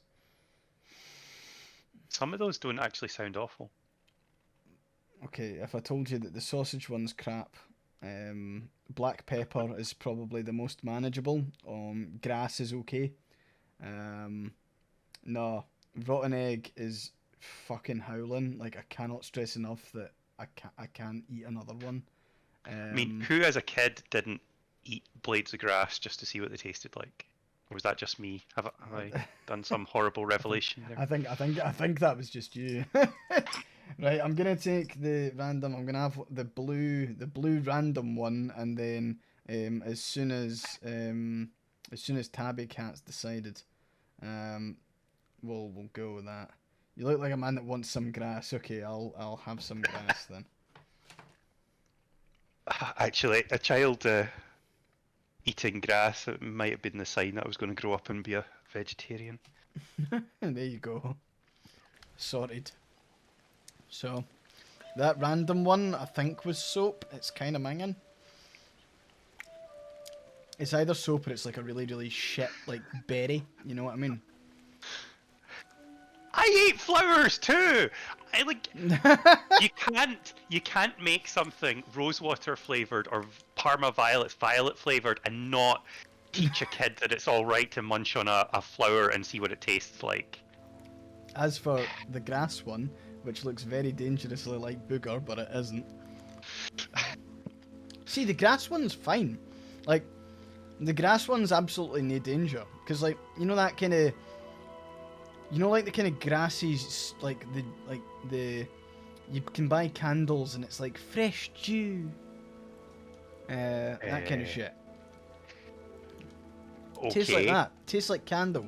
I when I get candles that smell of things, they smell of like stinky hippie yurts in the 60s. That's just my preference. Yeah. Ah, okay. I was like not gunpowder candles or anything for you, Marco. No. No. No. Okay. It's all That's fine. patchouli and sandalwood and stuff. Sandalwood's nice. Sandalwood is nice, yeah. But yeah, nah, the nah, you can get these like you can the you can get like the sandalwood's basic. All right, okay, that's us told. Yeah, well, we've got away from the chat being all about eating flowers, but you know. Yeah. But right, I now need to go and see. I'm not entirely sure what I'm supposed to do now. I feel like I need to run back, which is a shame because I've. Ah, wait, no, hold on. There we go. We need to fight these little pricks. This is how you These look like cute little dogs. Yeah, well, they're black-backed jackals. Hmm. Try saying that 10 times fast at No. the end of your stream. Not happening. Right, let's go and I wonder if the so that one's actually got a stick sticking out of it, which is just silly. I feel like we've hit a strange seam of fertile chat. Don't box use chat the word. in the Don't flower use eating. I was gonna say don't use the word fertile around them. I know what they're like. Hey, you were the one that was talking about being stretched on a rack earlier. In fairness, it would be good. Like there would be a point when being stretched on a rack where it would feel amazing. Stop. Just a wee bit, like NSFW, NSFW. it would no, not like that. I'm just talking about my back problems. And oh look, now yeah, look what you've unleashed, Marco. All you had to say was fertile. Where did that? Oh, there it is. Okay, kill a black-backed jackal. So I feel we have to go back to your lack of Star Trek knowledge. Okay, that's fine. Because that was a fertile discussion amongst people in Twitch. Sorry, did I use that word again? Before we all started eating flowers. I feel like we need to get away from eating flowers quite quickly. That's fine. And from what's come after. So all you've seen is Chris Pine. Pretty much, yeah. I mean, obviously, like I've seen William Shatner looking like William Shatner, but that's like I've not seen like episodes. There's nothing that like really like cements in my memory of like. There's no like. Okay. I'm gonna catch some flack from you here, but like I was a Star Wars kid. Like, Oh no! I know, and like apparently the Trekkies and the I don't know how big a culture battle it was. I was too young. Yeah. Well, the thing is, the way I would compare it is to look at the spin-offs. You know, Star Trek got TNG and Star Wars got the cartoon droids, and I think we kind of won there. No, that's fair. You know, Star Wars is all right. I'm not going to attack Star Wars, not least because if I say that in any kind of vaguely public thing, people will go mad at me. But Sure they would. I think it comes down to what you see first. To be honest, I saw the '80s Star Trek films first on BBC Two about the same time as The Next Generation was airing, and these combined a bunch of things. They were sci-fi. Mhm. They were 80s, not full on Breakfast Club 80s, but they definitely had a lot of 80s vibes to them. And they had Captain Kirk, and yeah, that was me. Awesome. Hey Fiona. was me. Sorry, Fiona's just Morning. joined. Hello. How you doing? I appear to have joined just at the right time to come in with my statement that you can be a fan of both quite happily. Nah, I'm gonna start another front in this war. I'm a Starship Troopers fan. Oh, Starship Troopers is legendary, though. It's So it's wonderful. a different thing. It's one of those films where they took the source material and Threw it in the completely bin. changed. Yeah, they As they completely should. changed the point of it, which is and made a really amazing film. I mean, if you were taking the original material and looking for a director, you'd probably end up with Leni Riefenstahl. So it's probably good to get away from the original there. Yeah, it's I've seen that there's actually been like a resurgence of like Starship Trooper like games. Like there's two that are in development at the moment. One's like a strategy game and the other one's like a first person shooter. Well, they're very popular in meme land for for obvious reasons. Yeah. And so I think that there's a lot of people who've noticed that there's still a kind of thread there. The other film that is like the source material is shit, but is Children of Men, which is one of the best films ever made. But it's I watched it and I thought, oh my god, the book must be amazing if the film is this good. The book's terrible. No. It's just pages and pages of like space fascism. So we're talking terrible in an evil sense, not incredibly clunky. Okay. I mean, I think it's a bit of both. For Children of Men, it was just not. It didn't have any of the kind of deep heart that the actual film has. Because Children of Men is one of these ones that's got more relevant as time has gone on, and is now kind of held up as one of the most prophetic films of that era. And it's so well made, but they took it to a very different place and made you think about a lot of things that the book just doesn't cover at all. Yeah, I mean, like, I'm just thinking back to our Star Trek conversation on the. Yeah, I've never really watched Star Trek. My only exposure has been the Chris Pine films, and I only really I remember cannot the first wrap one. my head around this at all. Yeah, I know. I'm a disgrace to everyone, but that's like. So educate me, come on. Like, what's a Star Right. Trek? Most Okay. people are either DS9 or New Generation fans. Again, I kind of like them both, but I'm more a DS9 person. Okay, and are those two different series? Yes. Cool. um, I feel like we need to go all the way back. Okay. Star Trek started in the 60s. It was 3 seasons of variable quality stuff that got a bit of a cult following at the time. But it had major milestones. First interracial kiss on network TV in America, things like that. You know, Martin Luther King himself told Nichelle Nichols that she had to keep going because she was thinking about quitting at one point because of the harassment that she was getting as a black woman who was, kissing a white man. And he came to her and he said, no, you need to keep going because this is it's incredibly important that people see you in this role. Yeah, Wow. It was a future. It was a starship. She was an officer on the bridge, and that was quite the milestone for the time. So there was this, and then there were a few dead end development projects. There was an attempt to have another season, another show basically in the same thing. There was an animated series that a lot of people overlook and other people try to forget. And eventually, the end of the 70s, it wasn't quite the 6 seasons in a movie.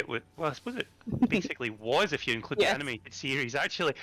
So they came to the movie, right, and thought, right, okay, we're going to give it a movie go. And they really had 2 ways of going with this. They could go with Star Wars that was amazingly successful, or they could go with something that was a lot closer in style to 2001: A Space Odyssey. Right. And they went with the latter. And Star Trek the Motion Picture came about. And I think, is it fair to say, Fiona, Star Trek the Motionless Picture is a good description of it? It's grey, the uniforms are grey, nothing happens. It's There's very wooden. models fly around in space with big music. It's terrible. And You love it. I know someone who will only watch it while under the influence of various chemicals. And then something might happen if you do that. Yeah. And then The Wrath of Khan came along, the second film, considered one of the best sci-fi films of all time by many list writers, and it just changed everything. You got a trilogy of really strong films, then a new series with Patrick Stewart, who's classically trained, and it just exploded from there. You got spin-offs of the spin-off. You got Deep Space Nine, which went for more of a war story. You got Voyager. You got Star Trek Enterprise, which shows that even after that long, it was still possible to make missteps. You just shut your mouth. Enterprise was amazing. You be quiet. And well, Enterprise was so bad at the end, it got the whole thing cancelled, and we went without Star Trek for a decade. I'm just saying. No, I am absolutely. I am going to be. Sorry, my cat is biting me. He's obviously he's obviously on the anti-Enterprise thing. I loved Enterprise. I thought it was great, but no, I understand why a lot of people do not. Yeah. And now we've got a plethora of series again. So it's weird. It's got a little bit of the Doctor Who thing where the continuity is a little bit contradictory in places, but it is well loved and it is worth it. And if you want, I can give you a recommendation at some point as to where to dive into the vast canon. The thing is that it's such a massive universe that there's so many different types of stories to be told, and that's the same with Star Wars, which is why I'm really liking that they are, in fact, finally beginning to spread out and tell some of the other stories instead of just telling the exact same story over and over and over again. You mean you don't want to hear the story about the same family and everyone that revolves around them? Never get me started on The Last Jedi, or I will rant for just forever. Yeah, there's you know what? Actually, I feel like I kind of want to poke that bear. Just like I really didn't like the sequel stuff at all. Yes, exactly right. Okay, here we go. Go. Sorry. Go for it. Right. The Last Jedi is very well. It's one of the most controversial of all of the Star Wars films. Yep. I adored it. I absolutely loved that he was taking it away from the bloodline royalty thing that I loved the kind of conceit of the entire movie, which was that anybody could be a Jedi, anybody could, even the like little kid in the back of Canto Bight, Yep. had the capacity to be a Jedi, to change the universe, to save the world, and I loved that they were doing that, and the fucking fanboys who made them just reverse all of that. I hated the last film because it took everything away from it. All of The- that amazing work they yeah. did. The worst thing about, what was it, the Rise of Skywalker? Rise of Was that? Skywalker. It was atrocious, and it was like, I think I wasn't a fan of the whole trilogy as a whole. I really don't like what they did with Finn's character, because I think by the third film at least they absolutely hung him out to dry. Absolutely. John Boyega, And same with Rose. Like, yeah. she was just crucified. Yeah, that was by the fanboys though, and like they're the worst. But like I kind of liked where they were heading with the.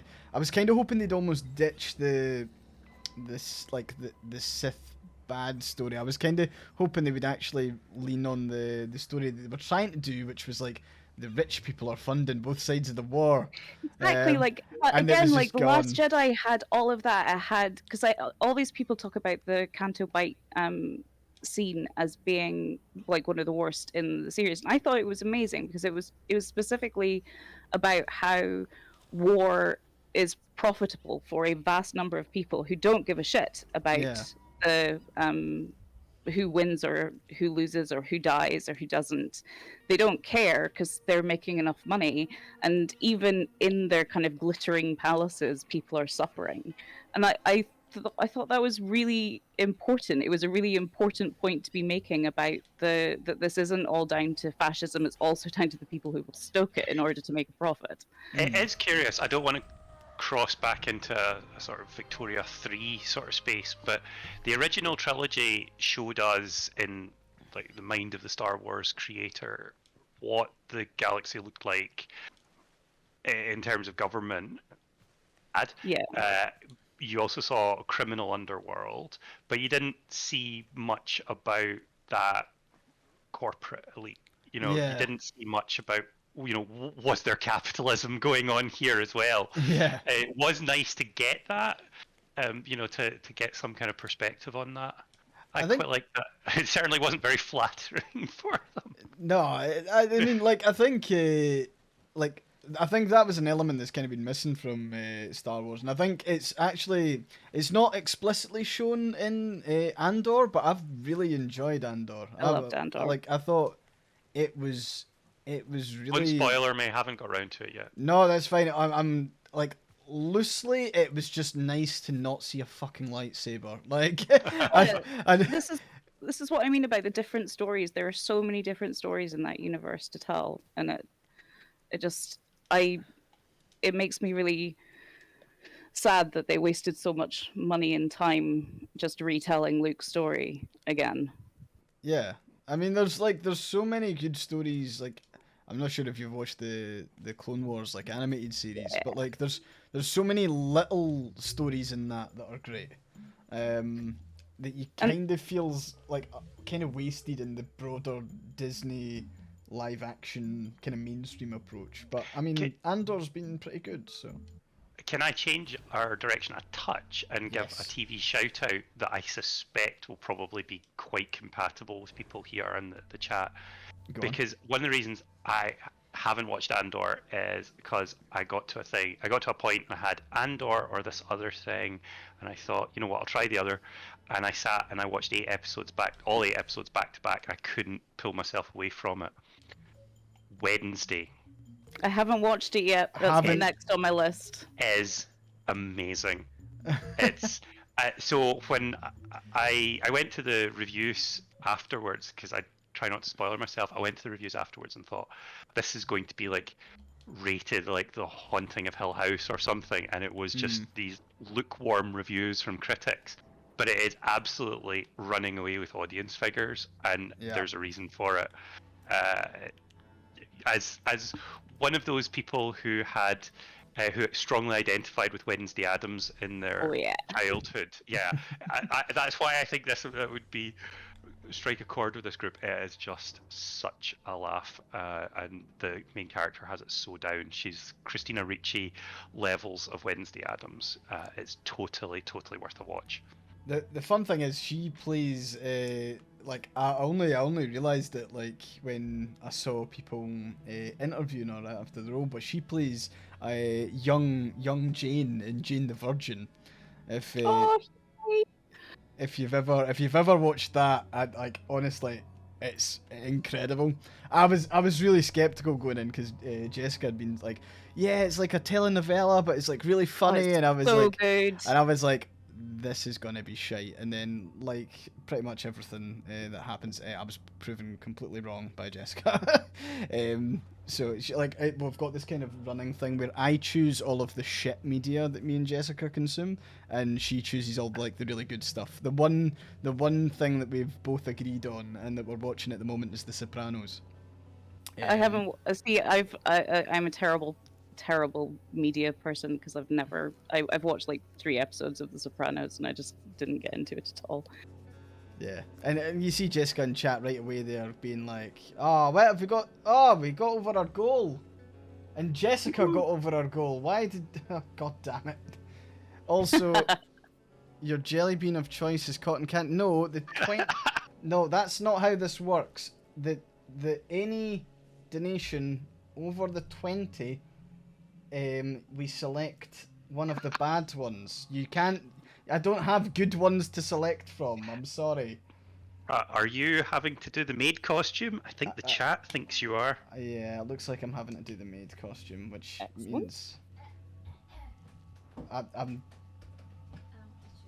What? You're gonna.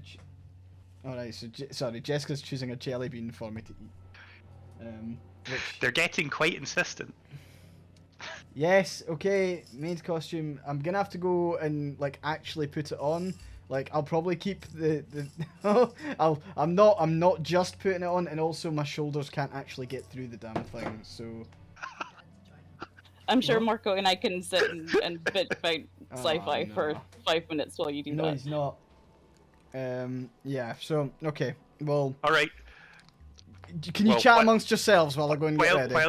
While he goes and gets changed in whatever boudoir he's got off camera, how about if the chat suggests a sci-fi and Fiona and I can talk about Yeah, what do we that. think of it? Give us some material, chat. Otherwise, I'm gonna go with my Babylon 5 love, and you know, Oh, we live for the one, we die for the one, Fiona. absolutely. A friend of ours came over recently from Norway, and he's never seen it. And me and Doug were both just Oh. sitting there going like, "Here, have the DVDs. Take them. You need to watch Yes. it all." Yes. I'm sorry, chat. Babylon 5 has organically surfaced here. It's amazing. So, were you a Deep Space Nine person? Did you Oh, see yeah. that in the so? You kind of go for the cheap imitation Star Trek rather than no. We won't do the B5 DS9 rivalry. It's No. it's not 1996. Babylon 5, yeah, we like Babylon 5. It's just one. It is so.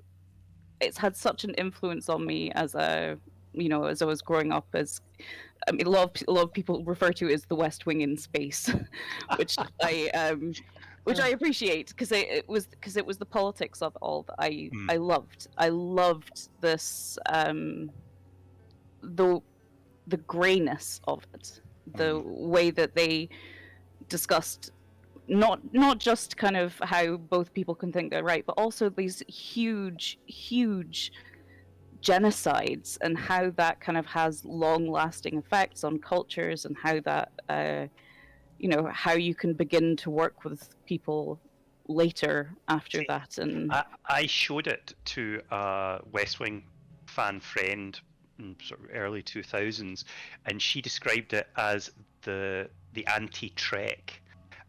yeah, So are we okay to spoiler? It's been out for nearly 30 years. So the episode where the Markab plague and they all go into the isolation and the doctor rushes in. Mhm. My friend Lindsay, halfway through, turned to me and went, "They're all going to die, aren't they?" And she went, "This isn't Trek. This is the anti-Trek. Star Trek. They'd all have been saved at the last minute." Like, Yep. and I mean, even the equivalent episode in Deep Space Nine had Bashir coming up with a vaccination for the next generation of kids. They're all going to die, aren't they? And then, yeah, they're all dead, and you've got the camera lingering on these kids, and the one that had been emotionally connected to later, and the two survivors that went in to minister to the wounded, just crying, and then of course that became part of the show's opening credits the next season. I mean, it's very dark. I would go beyond grey. I mean, grey morally, but dark tonally right through, and that's one of the reasons I love it. It speaks to my dead soul. I mean, I think that's true of me as well. To be fair, I prefer media which doesn't end up all kind of shiny and hopeful, because the world isn't shiny and hopeful. You have to create hope out of it. So You have to kind of force hope this into really the darkness. is the worst fitting, matronly, maid outfit ever. So just to give you an idea, here we go. Look, I'm all prim and proper. Hoorah. Very nice. If I told you that these are the actual sleeves, that I'm holding Oh my up. god, you can't get them through your So arms. I can't get it over my shoulders. This is the extra large as well. Like, there's just, you can't. Sorry, Marco. So I'm just too. You muscular. could just pretend it was designed for a 4-armed alien from Hitchhiker's Guide to the Galaxy. Hmm. Yeah. Okay. We'll go with that. Was that the sci-fi that we were on to? No, New Link. No, we were on We were Babylon on Babylon 5. 5. Oh right. Sorry, I've not seen that either. Just That- oh my god. That's more excusable. Because Sorry, it's more I'm niche, just. but- Yeah, I'm just terrible. But just before we get off Babylon 5, just shout out to Londo and Jakar, which is the single best friendship depiction in the entirety of media. And yeah, Sheridan and Delenn, love affair that I don't want to throw up at, which is pretty rare in sci-fi. Nice. Going to Wendelin is trying to figure out why her hair isn't working. Yes. Sorry, these are references. I don't know. I was going to say these are references that no one in the chat will be getting, but I suspect about 50% are probably getting, Probably. and that is probably the record for an audience while I chatted about Babylon 5. Oh yeah. I mean, a lot of them will know way more than me. I'm just a simple streamer boy. I've just not watched like all of the. Also, you're significantly younger than us. I think that's yeah, a main that's- point here. Sore spot, Fiona. I did just turn 40 this year. Sore spot still. I'm pretty sure that he was born after Babylon 5 started. When did Babylon 5 start? 94. Yeah, I was 96. So, yeah. As much as my chat likes to remind me, I'm both the constant reminder of their aging as well as being the young person. It's alright, Marco. I'm 41, so you're still younger than me. See, Marco is technically the baby, I'm kind of. Ivanova, yes. No, don't. Let's just not go there. The scene Ivanova in Rising am Star on the on the sick bay floor after Oh. she's been. No, no. I can't. And then Ivanova in Sleeping in Light, the final narration is just. Mhm. I mean, I'm so glad this is the morning and not the evening, and I'm getting through it with coffee rather than red wine, because if I'd had one glass of wine, I would be doing the end narration from Sleeping in Light right now. So I feel we need to get off this topic. Well, The night that Talia left, I actually literally couldn't sleep because my heart was so broken. Oh. It was so awful. I like no. I was gonna say like the conversations that are being had now, Marco. Like, see, we didn't need wine, but like, see, like that 4 o'clock, 5 o'clock in the morning conversation that we were having on the stream was just like, was just nuts. I think it was like the equivalent of being pissed. I feel like quite a lot of like good early, like really early morning, having stayed up all night chats can be like that. Someone's mentioned Space Precinct in the Yes. chat. Now, the first thing I thought of when that was mentioned was actually Space Camp, but Oh my god, that was such a good Space movie. made me terrified that I was going to get accidentally shot into space. Oh no, I was the exact opposite. I was desperate for that to happen. What, Space Precinct though really sounds familiar. I'm gonna have to look it up. Hi, Kirsty. I believe you just joined us. I have indeed. Hiya. How you doing? Well, I'm sounding a bit husky. I don't normally sound quite like this. I've got COVID. Oh no, yeah. How's is it bad or is it just crap? Do you know what? It's not great. And one of my friends has also got it. I think Aw. caught it at the same quiz night that we were at. But she's got it as well, and she said it's like an advent calendar. Every 18 hours or so, you get a new symptom that you weren't expecting. Kind of open a door and something else comes up. So it's not great. No, it's not fun. I remember the one that kind of, to be honest, it was just like a constant, like that kind of cough, runny nose in the aftermath of it was awful. I remember it. But to start, I suppose, is there any chance that you could maybe give yourself a wee introduction to folk in chat who maybe don't know you? I Yeah, think a fair sure. few of them do, though. I'm Kirsty Blackman. I am an MP. I've been an SNP MP since 2015. And like Marco, if you cut me in half, it says SNP in the middle. I've been the SNP forever. So I've been around for a bit. My constituency is Aberdeen North, so I'm in Aberdeen just now. And I'm just pretty excited to come along and say hello to you guys. I've been watching some of it, watched a wee bit of it today, watched a wee bit yesterday. I can tell you're getting a wee bit tired this morning, Yes, I believe we've got 1 hour and 58 minutes left. Not that I'm counting. But yeah, it was.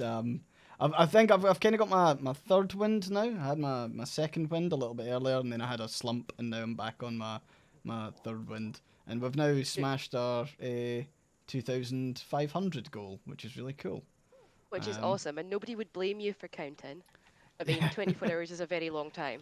Yeah, there was offers of coffee and stuff, but I feel like any caffeine at the moment is just gonna make me get into sleep after it a lot harder.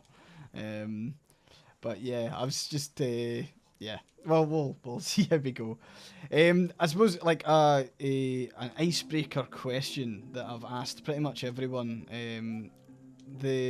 What is something that you've done this year that you're particularly proud of, and what is something you want to do next year?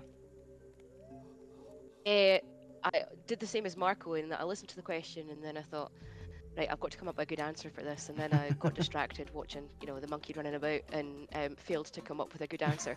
So I suppose this year for me, going back onto the front bench as the DWP spokesperson was a really huge thing. In 2020, when everything was crazy with lockdowns and stuff, I resigned as the deputy leader of the Westminster group because my mental health was a disaster and it was just really having a really rough time.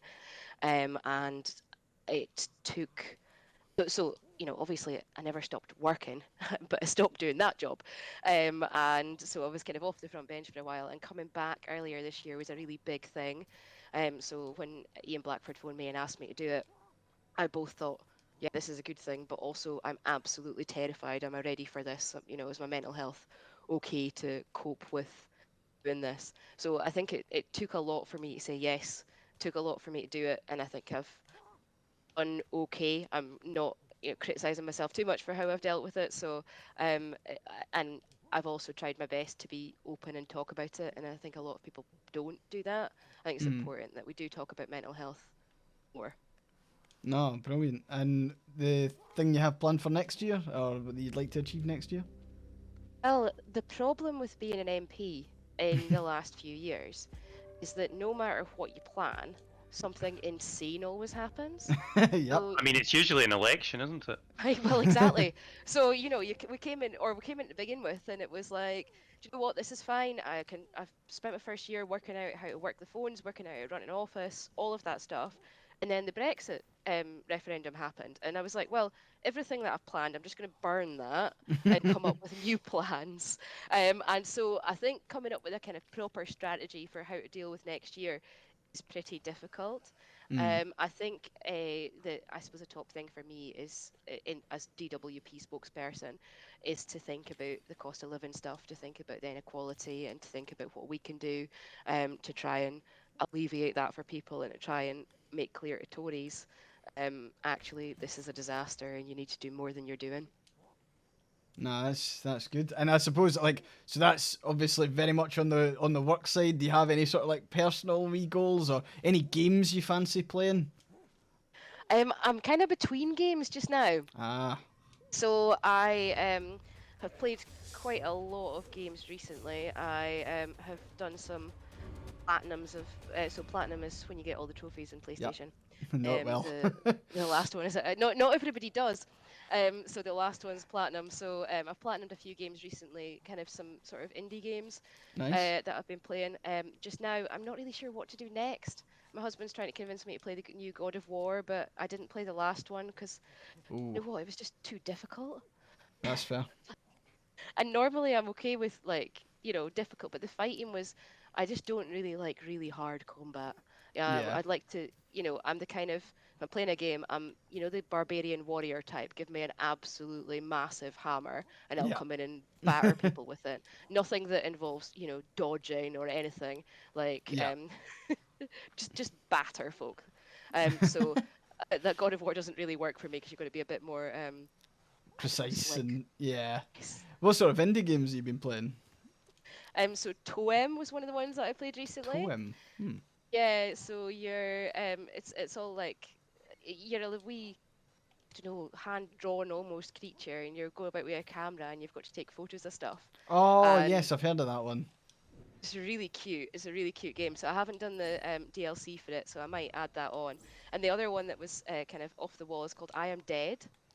Um, I think I've heard of that as well. I don't think I've So played it. with I Am Dead, you've got this. You're dead, right? You're a guy that runs a museum, and you're dead. But you've got this ability to, like, you guys can't see me waving around. I'm waving my arms, just so you know. You've got this ability to zoom into things. So, like, if you imagine an object in front of you, you can like cut slices through it.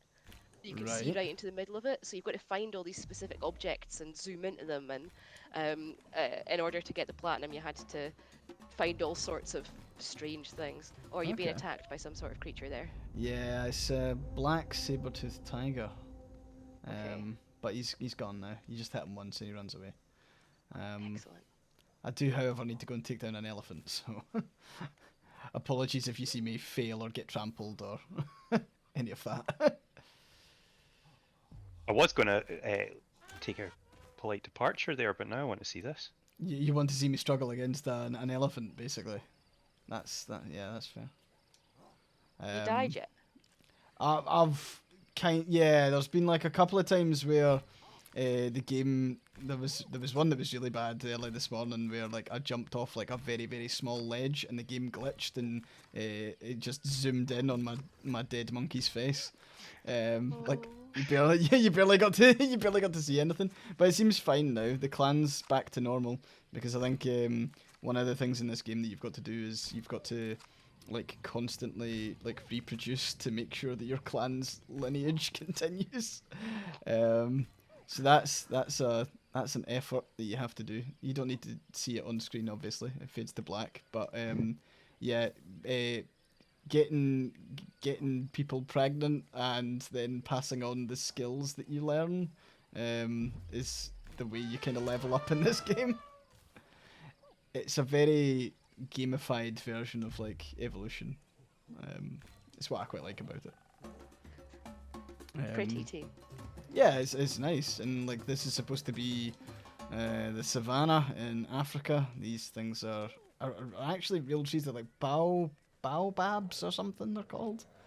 I don't know how to pronounce it, but I could possibly spell it. Yeah, baobab. Yeah, I've eaten baobabs. jam from the fruit of it. It's very Oh. nice. It's kind of like orange, but a little different. Do these have fruit in them? Oh, they don't. Baobab should, yeah. Not in this game, I don't think. Oh, Drat. So no, that sounds cool on the indie game front, Kirsty. So on to obviously what we're raising money for today. We've been raising money for Galop. We've kind of smashed, like our initial target was 500 quid, and we've kind of incrementally added that up, and we're now at 2.5, which is pretty decent.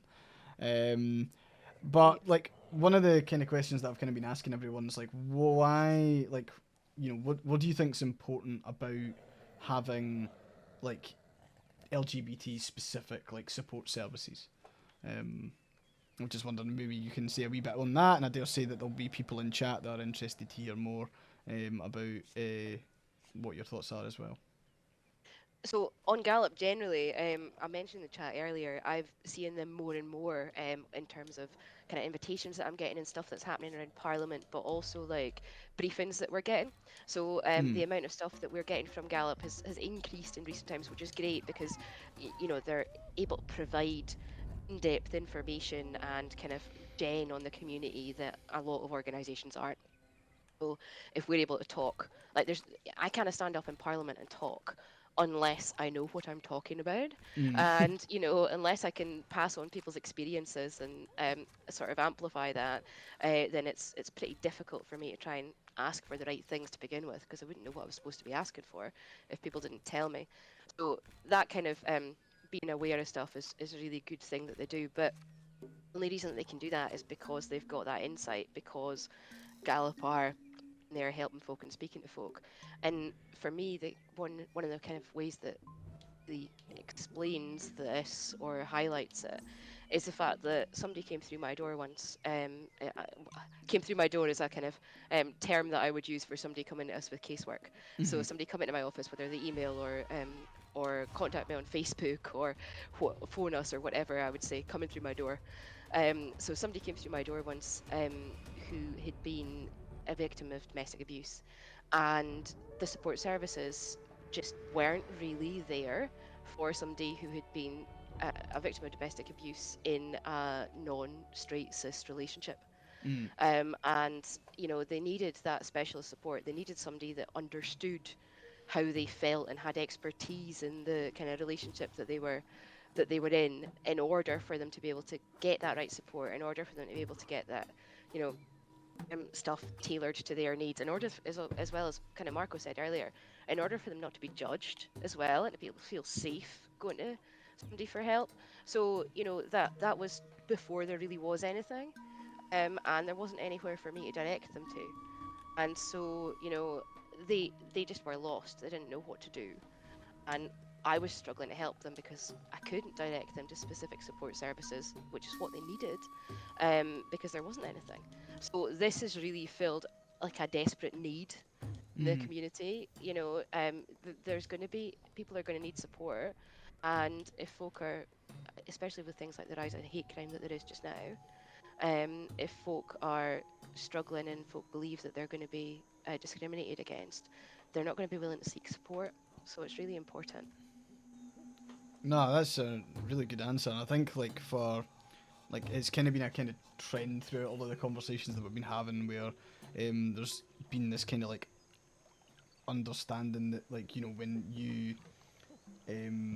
you start to tailor services to the individual, because I think that's one of the things that Lenny Morris, the CEO of Gallup, was saying at the start of the stream when it came to like, obviously they have to do a kind of that initial assessment, but the number of hotlines that they run and the kind of the broadness of how, you know, Gallup go, there's obviously people who's experienced violence, there's people who's experiencing abuse, there's domestic abuse that comes into that as well, and then of course there's like conversion practices, and how conversion practices can kind of manifest in, you know, you might be conversion practices based on like orientation or like gender identity and stuff like that, and it was really quite interesting getting the insight on Gallup's side of things, to like understand all of the different kind of levels that they play at. I suppose for like you as an MP in Parliament, you must get groups sending you like research and stuff like that all the time. I mean, the amount of legislation that you're asked to vote on, there must be loads of it, right? Aye, and I think being an MP that's part of a group makes that a bit easier because, Mm, do you know what? I don't have to be an expert in some of the stuff because there are other people in my group that are experts, and that's fine. I can leave them to deal with that. You cool. can't, it's impossible. You don't have enough hours to read everything, or learn everything, or be up on everything. So, for all that people say that MPs maybe don't know what they're doing when they're voting. Maybe sometimes we don't know what we're doing when we're voting, but somebody in the group does. Yeah. Somebody that we've delegated that authority to has made that decision on an informed basis. So I would get a huge amount of stuff. Generally, I do my best to read as much as I can or to learn as much as I can, meet with as many folk as I can on stuff that either I'm the lead in or I've got personal particular interest, sorry, not personal interest, a particular interest in. So recently I've been doing online safety bill, Mm, just coming back to Parliament tomorrow, and cool. that's something that I've been doing a huge amount of work on. It's that. So I've read so much and I've met with so many people about it. But we need all that information from people. Otherwise, you're just hearing my thoughts Mm. and not the thoughts of the people that actually are experiencing this stuff and that matter. No, that's good. Could you maybe give a wee overview of what the online safety bill actually is? Is that all right? So basically, if you spend time online, anything that you do online is there's a lack of regulation on the internet, right? Everybody's aware that there's stuff like 4chan and Mhm. some of these horrendous sites and things out there that are pretty bad. But there's also stories like what happened with Molly Russell, for example, the sort of mainstream websites that are doing things like, and sorry for the potential trigger on suicide here, people are being directed towards pro-suicide content, for example, and things like that online. So Mm. there's things like that. There's things like the uh, children being inappropriately talked to or saying things online they shouldn't see. And it's difficult to regulate that unless it's something that's illegal. Then the regulation of that is hard. We've never had internet regulation. And so this bill is an attempt to begin to regulate some of the stuff on the internet. And the idea is that Ofcom will have more powers. Ofcom will be able to, they're the communications regulator as it is. Ofcom will be able to tackle websites and to talk to websites about where they're failing and to try and improve things.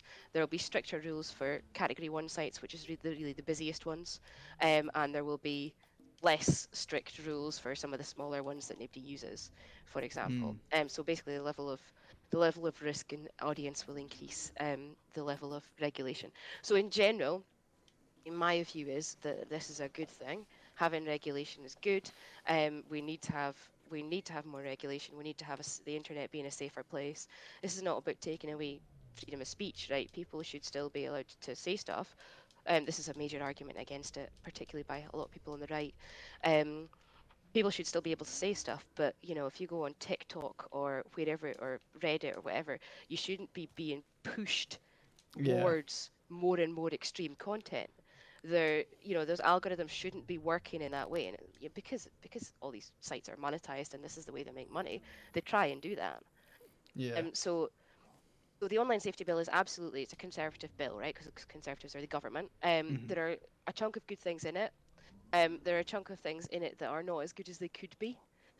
But honestly, um, something is better than nothing. Just on the question about the regulation, when the internet's hosted in so many places, actually, the way that the online safety bill works, and the way that the legislation in it is written, is that if anybody in the UK is using that website, is seeing that content, no matter where it's hosted, no matter where it's headquartered, if anybody in the UK sees it, then it is in scope and so therefore can be regulated, or Ofcom can, have a denial of service order eventually, and can also hold individuals to account and fine individuals for it. So it doesn't matter where it's hosted. The way it's written is that it doesn't matter if you are committing a crime if you do not comply with these rules. People from the UK can see the content that is on the site. Okay, yeah. So I'm just trying to get my head around that.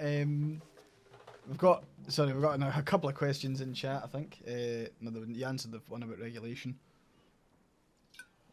There was one about Elon Musk. Sorry, I'm coughing. Elon Musk can do what he likes. It's absolutely up to him to do what he likes. But if he doesn't comply with the rules, then it is the point that Ofcom can give them a not insignificant fine, and also we're trying to make it so there's some bits where we can fine individuals and hold individuals to account rather than the companies themselves. So obviously that gives people a sort of kick because they're like, no, we need to make this right, because I personally don't want to be fined £1 million. So we're trying to strengthen some of that stuff in the bill. But yeah, there's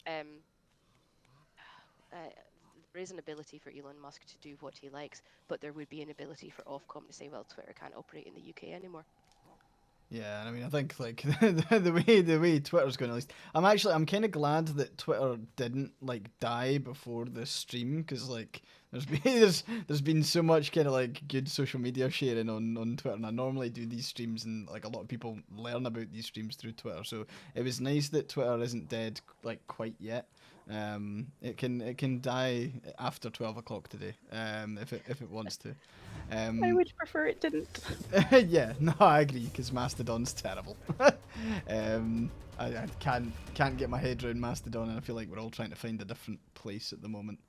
I mean, I'm lucky enough to be able to say that I can cope without Twitter, on the basis that Twitter has caused me more pain and harm than it has joy.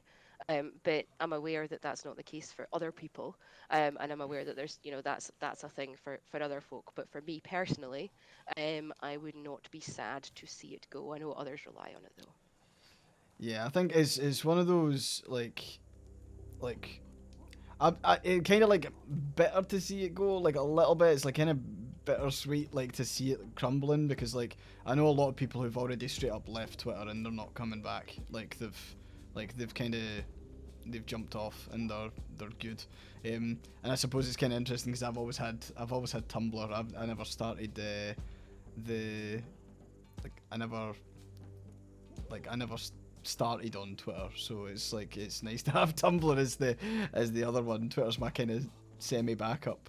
But yeah, I know that like for a lot of people, particularly like the kind of disabled community on Twitter's massive. And I know there's like a lot of other communities on Twitter. Like, I mean, it was interesting. I was reading an article that was talking about the kind of threat to what they term black Twitter as. Like, that's such a massive and kind of unique thing in itself. And it was like that really is kind of like under threat, because there's not a easily replicable space that can be spun up very quickly, that there's not any interruption. The thing with that is that there's Mastodon specifically and intentionally does not have a set of features which Black Twitter as a culture kind of relies on for the way that it interacts with each other. Okay. So there's a like disabled Twitter, there are ways to build up other stuff, but that isn't going to help with the mutual aid stuff, which is a massive part of disability Twitter. But for Black Twitter, the inability to quote tweet is a massive reason why people haven't moved to Mastodon yet. The inability to quote tweet. Yeah, like okay. I think that it's in my experience, I think that it's a reasonable choice to have made by Mastodon. I think that it's so frequently used as a tool of abuse. But in the kind of the way that cultural interaction happens in Black Twitter, it's a quote tweeting is kind of how conversations are had. Right, okay. And so there's a not having that means that it's really hard to kind of replicate the ways that they have conversations and the way that these kind of interactions happen. No, that's yeah, I think it's a shame because I Yes, think like Twitter's. Sorry, go on. sorry, they say so in the chat. They're saying it's like call and response singing, and it's true. It's this very it's a very kind of organic way of kind of having group conversations. No, that's fair. I mean, I think like one of the obviously one of the biggest problems, and this maybe speaks more Kirsty, on the kind of regulation side of things, but like we kind of saw the flood and increase in hate crime almost immediately when Elon Musk started to roll out like like started to like add accounts that had previously been banned back into the mix. And we've had like various things like kind of Twitter, like key areas of Twitter kind of like falling apart. They had like their two-factor authentication go down, and so there's like obviously a big security risk. And then I suppose from a maybe like an Ofcom perspective, it's like are you actually secure enough? I mean, does data privacy come into the bill at all? I'd be interested in that. So there's, I mean, data privacy is already a thing for Yeah. people, but data privacy is important.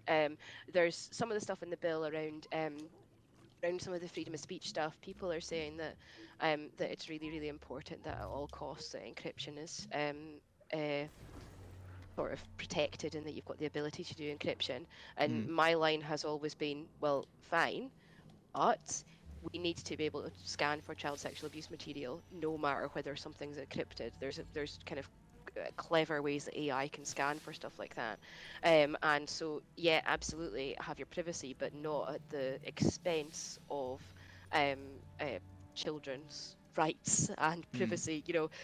So yeah, there are things like that. And Fiona's right, allowing all the fascists and lazy people back on Twitter has not made it very good. It's made it a worse place. We've actually seen some of them rebanned already. So we'll see what happens with Twitter. We'll see where it goes. I think one of the biggest problems that Musk probably has is that he's sacked a whole load of people. So actually getting anything done is going to be really difficult, particularly on a moderation front. Yeah. So we'll see how that goes. Is it just the case that if I report stuff now because I've got the word MP after my name, it's more likely to be taken seriously than if anybody else reports stuff? Because that should not be the case. It should be much more democratized than that. That sounds like how the DWP works. Exactly how Yes. the DWP works, and the Home Office. Just it's totally ridiculous that if somebody applies for a visitor visa, they can apply and be knocked back for a visitor visa for their mum to come over and visit, to meet the grandchildren or whatever. They could apply and be knocked back for that. There's no right of appeal with visitor visas or anything like that. But if an MP sends in a supporting letter, you're much more likely to get approved. Did you pick that up, everybody? Anybody in Aberdeen needing a visitor visa, just go straight to Kirsty first. I think a lot of them know that already, Marco. The number of Yeah. the number of supporting letters that we write is significant. That's fair. That was my experience in Edinburgh East as well. Yeah. But it's pretty grim and pretty constant. I think I'm just having a look at some of the questions. Yeah, it's like we'll try and keep it as on topic as possible, but like we don't want to make it entirely about the internet safety bill. But if you want to answer any of them, you can. Yeah, just on the rights for sex workers. I assume that's what it says. Mine is getting rid of any words that it thinks might be dodgy, and I can't work out how to turn that off. So Okay. so there's an awful lot of stars in some of the chat that I can see asterisked out. In terms of things for that, I don't think it should have any effect on stuff like OnlyFans, that is really significantly regulated already. OnlyFans terms and conditions and stuff it should not have an effect on the way that OnlyFans operates, for example. Having spoken to OnlyFans about it, it shouldn't have, well, it shouldn't have a negative effect on that. But that's what they've told me anyway. But I don't know if there are other places. Um, I'm sure there are other places on the internet that sex work happens, but I haven't heard from those platforms, for example, of the potential effect there. There's a huge amount of misinformation about the online safety bill, just so you're aware. An awful lot of people who, like Jacob Rees-Mogg, sound posh and sound like they know what they're talking about, um, don't know what they're talking about and are spouting absolute nonsense. Hmm. Feel like that. Sorry to Feel like, totally feel like... divert you onto online safety bill. No, I was gonna, no, that's absolutely fine. I was gonna say it's almost a recurring theme of Tories not knowing what they're talking about. That seems to come up quite a lot, funnily enough. Almost as if they live this rarefied existence of megabucks that none of the rest of us can imagine a situation where, you know, we have a we have swimming pools in our houses and stuff. It's crazy. Yeah, exactly. Sorry, I'm seeing Jess in chat saying we've got Eli, Rosie, and Vinny joining us. Is that shortly, or I'm just thinking we've got Yeah, I'm gonna jump off so that there is room for Yep, I think we're at the changing of the guard time. Oh, right, okay, no worries. Thank you very much to you all for joining. Kirsty, I'm gonna let you get off and recover as well, because you've got to nurse your COVID. I hope you're feeling better soon, though. Thanks for having me. It's been really good and massive well done on raising so much money. That's absolutely amazing. Thanks very much. I'm really like so honoured to have been asked to be a part of that. So congratulations, I. No, thanks very much, Kirsty. Have a good day. Hope you get some sleep. I will. Eventually. I am going to be crashing in an hour and 29 minutes. Not that I'm counting.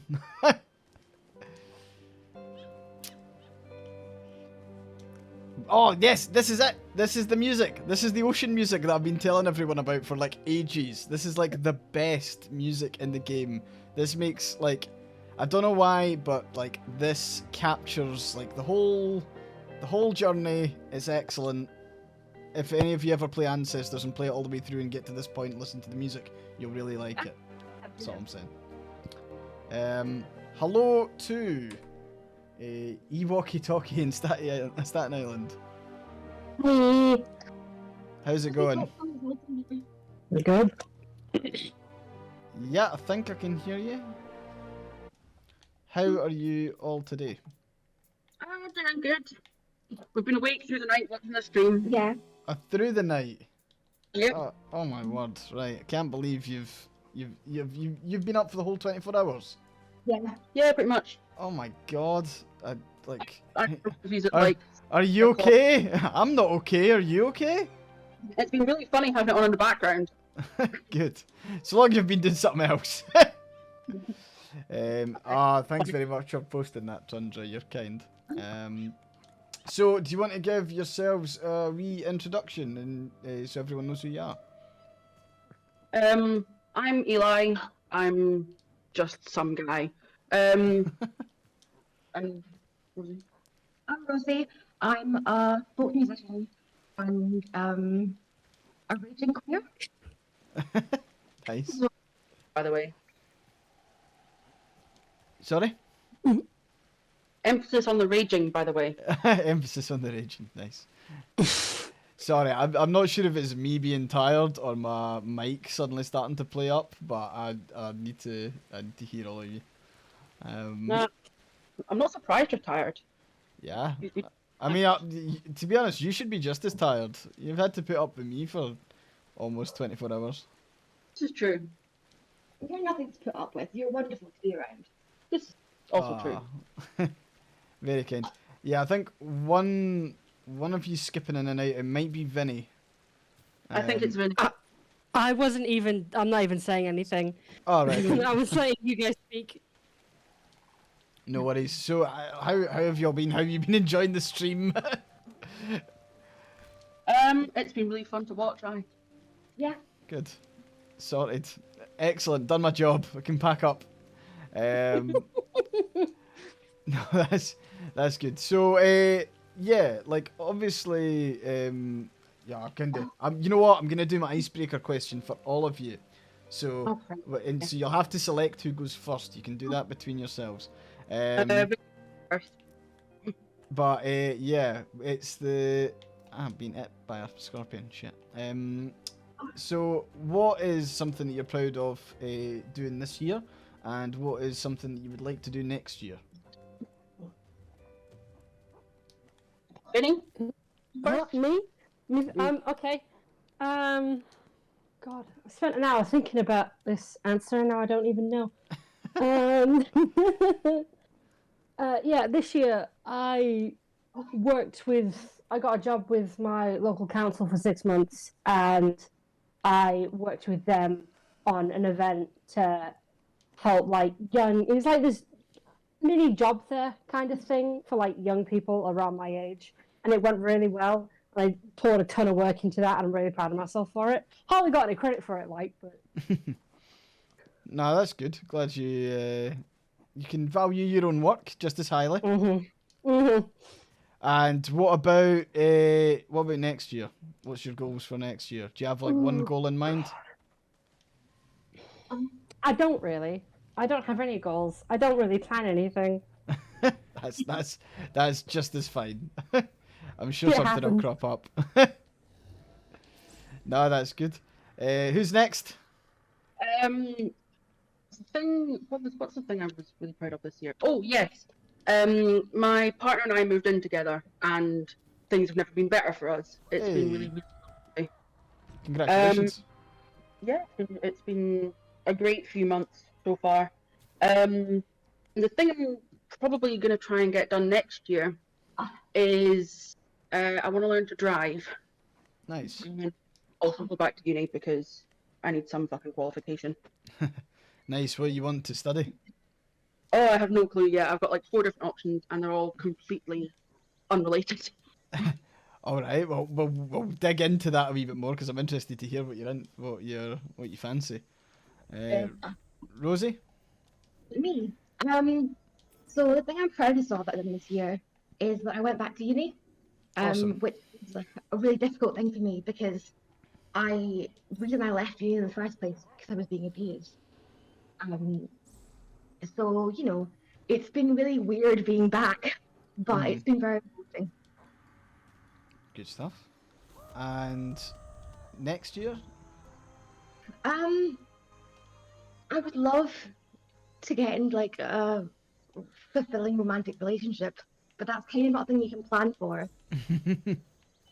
That's So fair. I think I've been on a novel, and I want to finish it in the summer. Awesome. Brilliant. What sort of novel? It's sort of historical fiction. Yes. Kind of. So there's lots of Oh, sorry. 1 minute. Give me the phone. There's lots of. There's a bit of sex in it. It's a bit steamy.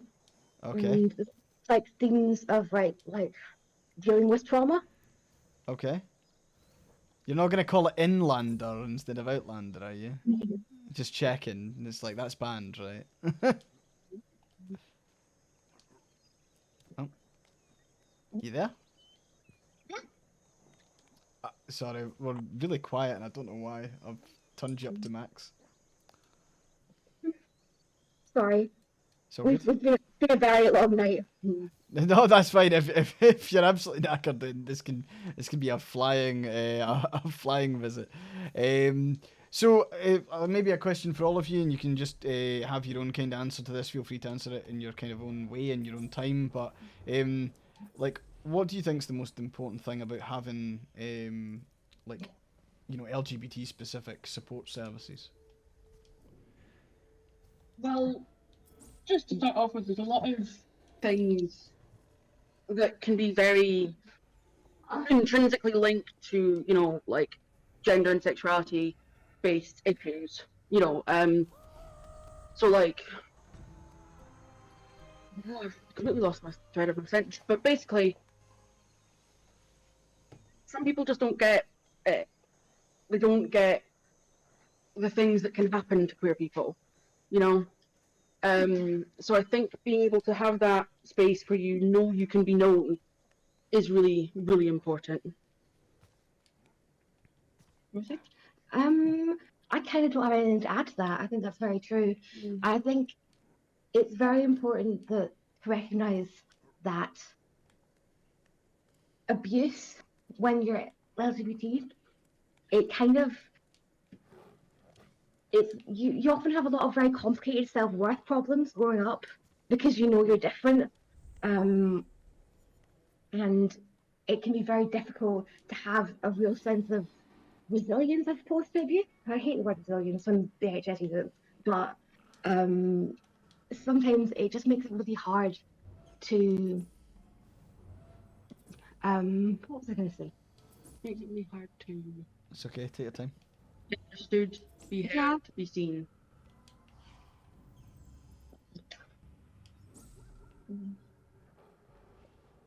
Vinny? Oh, sorry, I haven't slept yet. I'm very out of it. Like we've put like the most exhausted people in chat. It's like, oh, let's just pile them all in. Let's I am so sorry. No, it's fine. It's just like, oh, we'll just if you were watching this entire time, we could have had you on at like 4 o'clock or something. It's like you've waited until we're all literally just fucked at this point. Where there's nothing left. No, I'll be right. I'll be right. Don't worry about me. Basically, what those two said, and thinking about what Harley said earlier on this morning at God knows o'clock in the morning, when they were saying about when you're getting help after being abused by someone who is like LGBTQ and having to be like, oh no, that's not all of us though. That's just this one instance. I just think it's really to have someone that understands that, oh no, it's not this one group, it's just this one individual. Yeah. Because any way you dissect humanity, there's going to be assholes in it. So, people need to be able to understand that, like Vinny said, that like that can just be one person, not an entire reflection on trans men, people, or non-binary, everything. Sorry, there's a wee bit of breakup on the line. I'm just wondering if you could move slightly closer to the mic. Yeah, can you put your mic over? How's this? Yes, Yeah, perfect. it's better. Perfect. Okay. What did I just say? Yeah, basically just like having the understanding, like Vinny said, of any group of people can have one or two arseholes in it, and like people need to understand. People need to be able to understand that like that's not going to reflect back on trans men, trans women, bi men, queer women, whatever, non-binary people obviously as well. But yeah, it's really important to have that understanding, and it's something that is usually only intricately understood by other queer people. So that kind of informs back to the question in regards to like why it's important to have like LGBT's kind of specific services. I'm wondering if is there like I don't want anyone to have to share anything that they're not comfortable with sharing. But obviously you've drawn a lot from what maybe some other speakers have said, and what that's maybe meant to you personally. Is there anything that any of you want to add to that? Again, you absolutely do not have to. Just like to stress that. But just if there's anything in particular you want to share.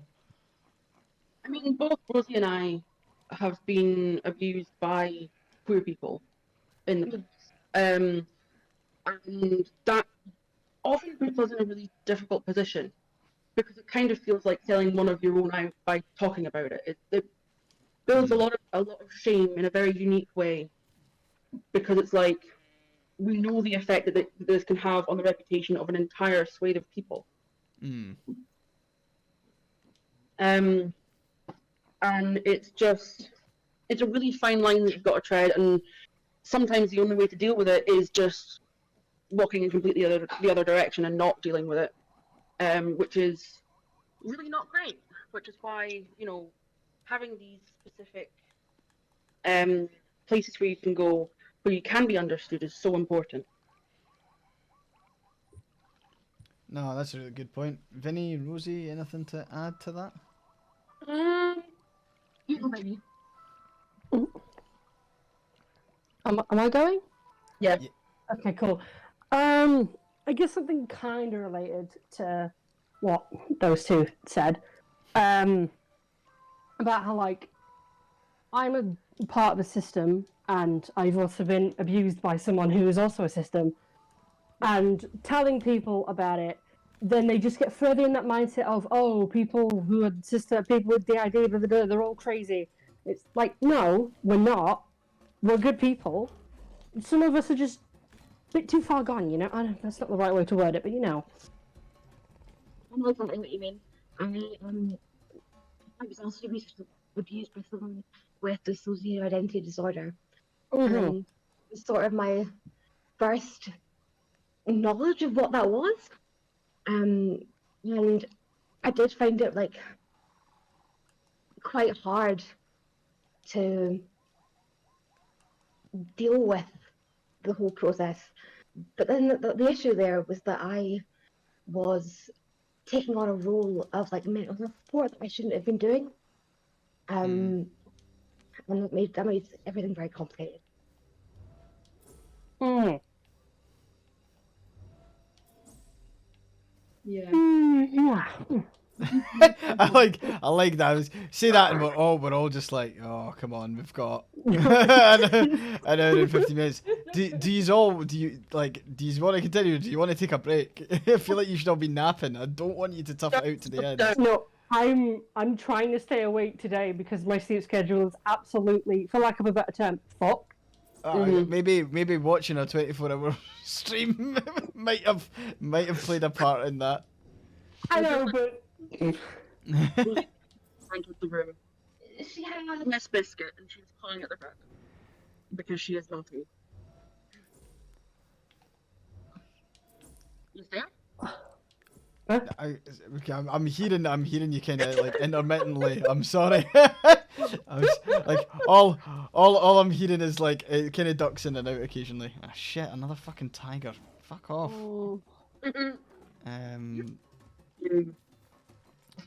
We're so close to actually finishing this game. I need to try and do the last couple of wee things, but would you piss off? Excellent. There's so many of them, man. This is saber-toothed tiger land. I've been watching this stream on and off. I still have no idea what this game is. You just Right. Well, I'll tell you what you can do. You can go and watch my YouTube video about the game, and it'll explain everything. But basically, we're playing as a single ape that's part of a clan of apes that is also our apes, and we can like switch between them. But the idea is that we try and evolve. We want to try and like evolve to be like as close to like us as possible. But it only goes up to like, so it starts 10 million years ago and you kind of evolve over the course of the game to like, I think it's 2 million years. So we're just trying to get the last couple of wee things, which I might have to bust out like the speedrun strats in order to actually do it. has anyone speedrun this game? Is there like Probably. actual entries for Oh, speedrun? there's Okay. there's definitely speedrun stats for this, and it's probably just look that up. knowing where everything is and knowing the order that you have to like evolve. I don't think you can do it without like moving location though. Like I think you need to go to like the savannah and the ocean. So we were in the savannah there. We're kind of entering the woodlands now. And I need to find out where the fuck I'm going. So let's. Minecraft, but for like people with depression. It is not Minecraft, but it's definitely for people with depression. Me. I'm not very good at landing jokes. No, it's it's I don't know. It's like it is. It's so unique as a game, which is why I actually made a YouTube video about it. I'll just send you, and you can like if you not that I expect you to stay up for like another 40 minutes after watching the stream, but it does literally explain like everything. Like we're doing good. Dan, thanks so much for the £50 donation at Swede Chan Chan. Thanks for the 20 quid. In fact, oh shit, we've got more jelly beans to try. Beans. Gobble. By the way, I'm not sorry for that 60 quid earlier. You deserve that. Oh, I deserved it. That was the most disgusting combination of fucking. The combination was rotten egg, vomit, sausage, and black pepper. You're welcome. Jelly beans, and it was rancid, like utterly like fucking vile. Like I can't believe you made me do that. The moment you were like, oh yeah, 60 quid and I'll do it, I ran for my wallet. But fair. I mean, yeah, me eating jelly beans has raised 60 quid. It's not too bad. You got 80 quid out of me today. Excellent. Thanks very much. So the people who've donated £20, you need to let me know what jelly beans you want me to eat. Do you want me to read out the flavours again? I feel like that's gonna be like a recurring thing throughout the entire stream. If I get the recording sorted and I ever upload it to YouTube, it's gonna be me just reading out jelly bean flavours like over and over again. Which are next donates enough to get I to eat jelly beans. Please make it banana and vomit. And well, the thing is, there's no banana. It's just like so. This box in particular only has the bad ones in it. So there's no mercy. Like there's no There's nothing. There's nothing. So this one's earwax, vomit, dirt, soap, booger, sausage, earthworm, rotten egg, black pepper, and grass. Appetizing. If someone wants to get us to $3,000, I will eat one of each right now. Don't tempt me. Harley is literally begging me to do it again. If someone donates enough to get to $3,000, I'll do it. Okay. And it'll be the most disgusting thing, and the last thing you see before I end the stream will be me violently throwing up. Have you eaten anything other than jelly beans in the past 2 hours? No, I have it a couple of things. So just a wee thing here. So we've got these terrible Snickers bars, which I feel it's been a fucking con. Let me tell you that much. So I bought these and I was like, oh look, they're kind of like they're mini Snickers, right? That's kind of cool. And then it's like they're like shitty sports bars that like aren't actually Snickers. They're terrible. So I've been eating them, and I've also been eating a bag of Gray's crunchy corn stuff. Yeah. Ooh. And I've had sunny raisins, and I've had fucking jelly beans, and I've had soft apricot, which is dried apricot, but as the term it's soft, which is a bit weird. But there you go. But yeah. Isn't regular apricot soft? You would think. I don't know. Yeah. Whatever. What do I know? I know nothing about apricot. In fairness, and this is just a thing, I'm not saying like one individual has to get us to $3,000, but if everyone collectively gets us to $3,000, I will absolutely eat all of those jelly beans at once and I'll die. So if you want to support Galop, or if you want to kill me, there's like two different like scenarios there. Are you gonna pour them all into your hands and then like chug Yeah, them there? Or are you just I gonna will- chug the box? No, no, I won't. No, I'll have every single one in my hand. I'll have every single flavor, and I will just neck it. And I'll take one. I'll bite them all, and then I'll just be like, I think I'll just spew. And then, like again, it's the last thing that you're gonna see on stream is just me being violently fucking sick. And then, as AyeforScotland says, yeah, I'll need to buy a new keyboard because it'll just be like gungy. Is gungy the right word? Can you say gungy? Yeah, Yeah. like the green shit that was on kids' TV all the time. Yeah. So, Yeah. again, 3K, and it's earwax, vomit, soap, dirt, booger, sausage, earthworm, rotten egg, black pepper, and grass. The funny bit of that actually would be if all of them combined actually made like a cohesive, tasty snack. That'd be really funny. Yeah. It won't, but It won't. Wishful thinking there, mate. I'm afraid. nah. A guy can dream. Apparently, they've been dead, according to the chat. Huh? Sorry, I just got fucked by a warthog because I wasn't looking.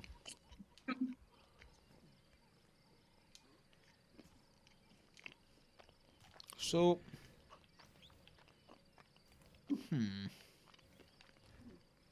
I'm like struggling to think of what challenges I need to do. I need to do like some challenges, and I don't know what I've got left. There is one speedrun of this game to its full like evolution run, and it's 5 hours and 51 minutes, and it was 7 months ago.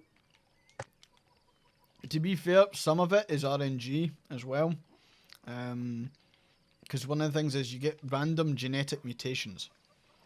Sorry, I'm saying I read the chat. I'm reading the chat.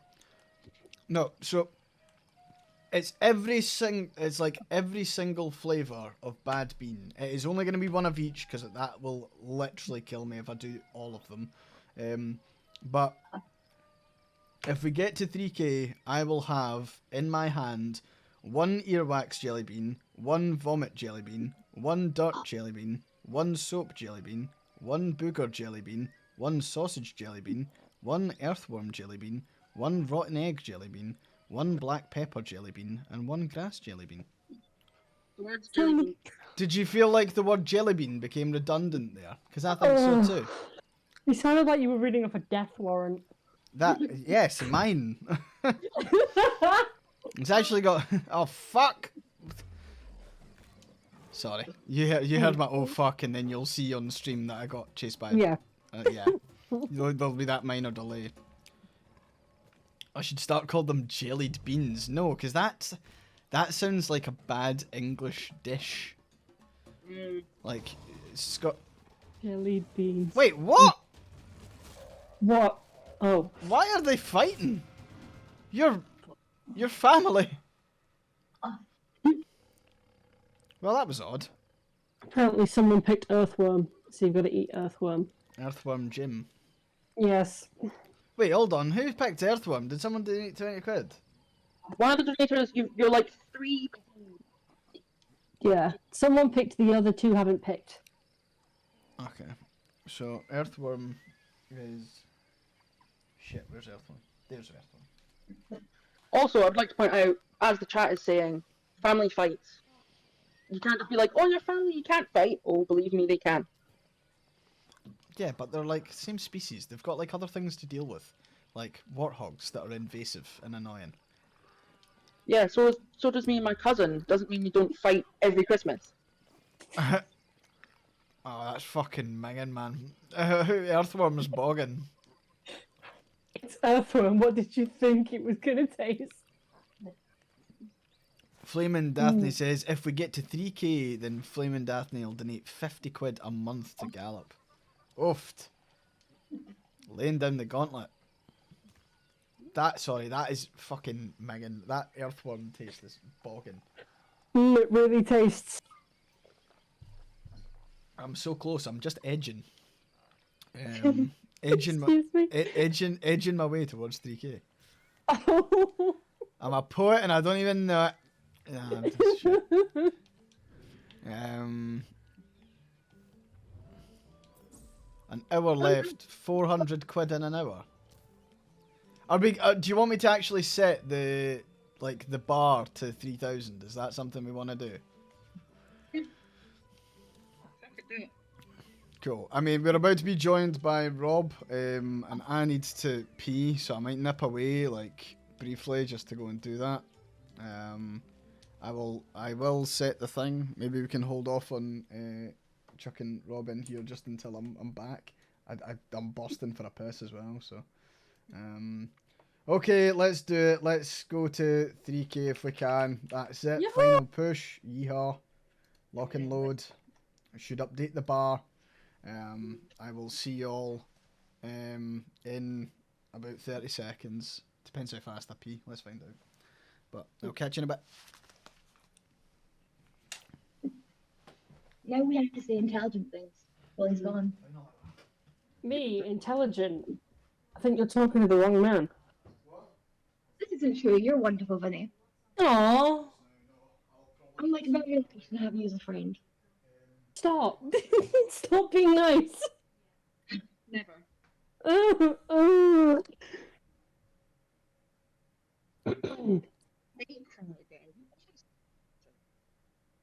Huh?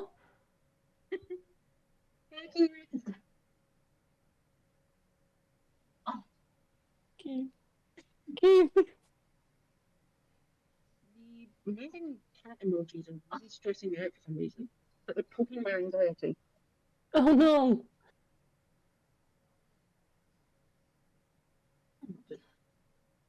The wiggles are weird. They are wiggles. Oh, Lisa. Lisa are good. They're just very good cats. Regina has left us now. She had important things to go do. In her Oh office. no. Miss Biscuit.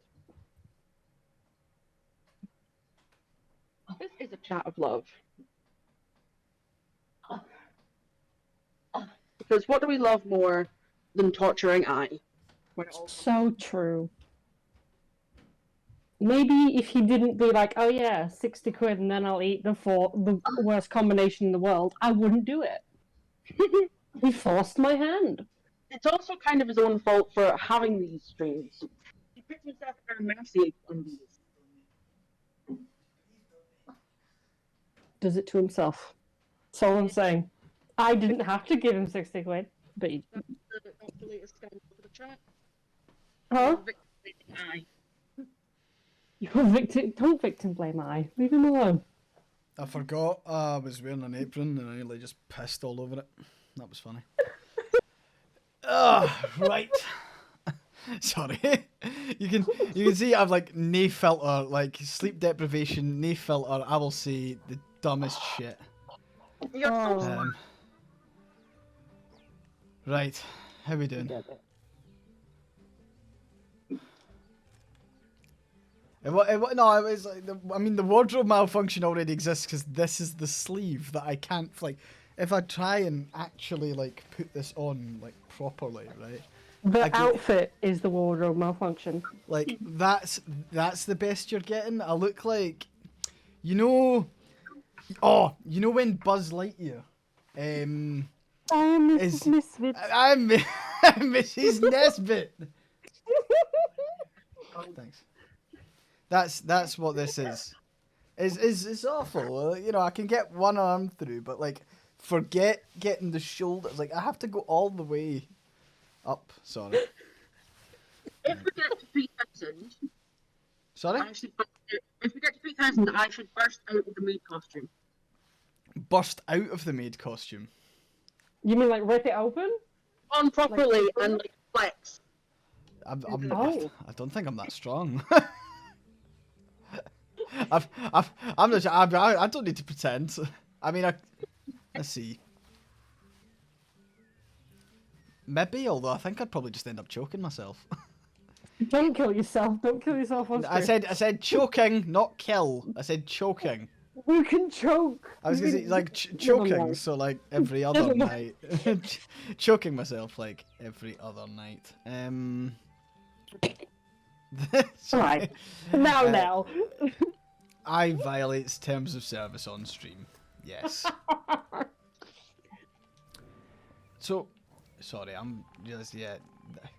You've been awake for 23 hours streaming now. That's strong. Exactly. It's the strength of my. I don't want to say strength of my heart because it's not. It's like Up partly. I don't know. Have you not even had a nap? Why the heck? Neither. No. What you? Of course, I've not had a nap. Just wondering. Don't need to bite my head off. No, it's just. For the health of you. Do you think I could just picture? Could I have napped in this chair this entire time? I mean, you can. I mean, people have done long ass charity streams where they've like put a skeleton or something in the chair and then they've gone to nap. Huh. Did you seriously not think about that? Like, genuine question. I mean, to be honest, I didn't think people would be entertained by me like going to bed. I mean, there are streams where people literally just sleep through the entire thing. That's just the stream. Oh yeah, no, but that's like that. I'm afraid that's sexy streamers. Sexy streamers get away with that, like because Right, they get to have the camera like aimed at the bed, and like so Twitch chat can like watch their farts or something as they sleep. I don't know. It's that's how that works, right? Yeah.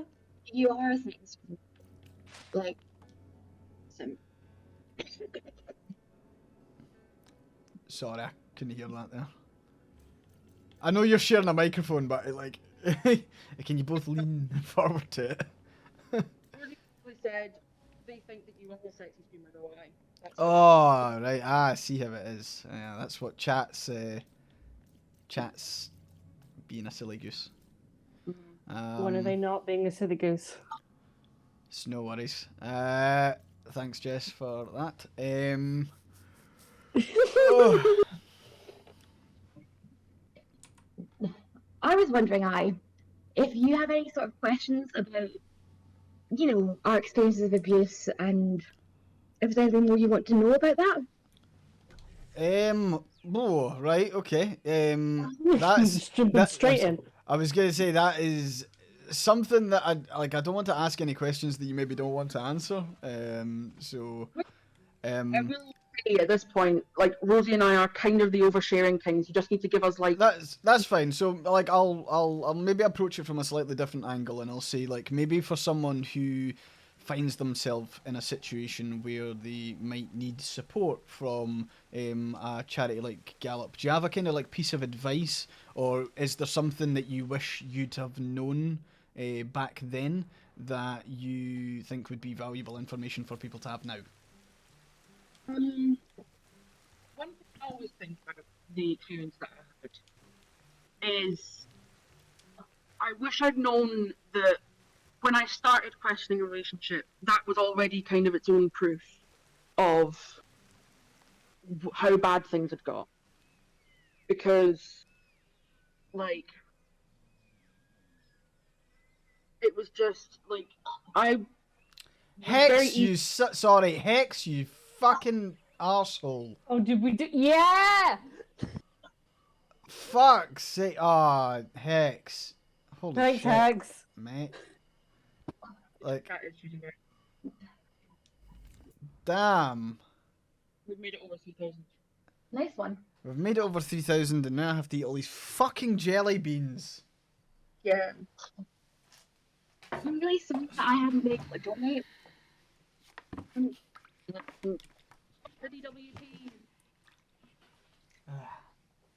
Right. Now the trick here is to not breathe. Neck it. Right, so we have, just to go through, we've got black pepper, we've got grass, we've got earthworm, we've got rotten egg, we have booger, we have sausage, we have dirt, we have soap, we have vomit, we have earwax. And mind you have to chew them properly. not to sound like everybody's granny. Yep. Thanks for that. Much appreciated. I'm sorry, I need to mentally psych myself up for this. I'm Can't wait- scared. I can't wait to hear you gag in real time.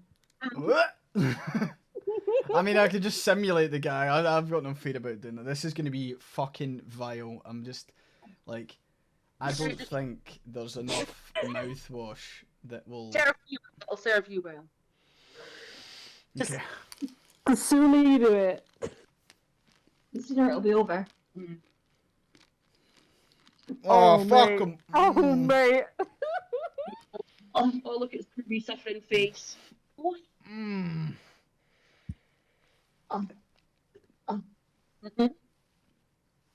Mm. This isn't my cum noise. It's... oh, fucking hell. This is horrible. This is... Can I drink water yet? I don't know, can you? Don't drink till you've swallowed it all. Swallow it. Oh, Jesus. Ah, fuck. No. You know when it's like the scent of it, like, hits the back of your throat? Oh. Jess, I think you might need to go get a bucket. The problem is, right, it's become this, like, swirling, horrible, like, you can't bite through it, mush Oh, no. that sticks to your fucking mouth. Oh, it's stuck to the roof of your mouth. Oh, God. That's some of it Oh. swallowed.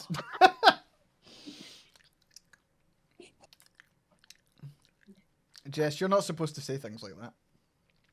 What did Jess say? Jess has confirmed that fucking hell, this is horrible, is eyes come noise. I'm having to keep Rosie updated on the chat because I've got iPad. Grim, for fuck's sake.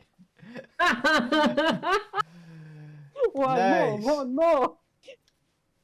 3,020 quid, which means one more. Grim, what fucking flavour do you want? I might as well just keep going.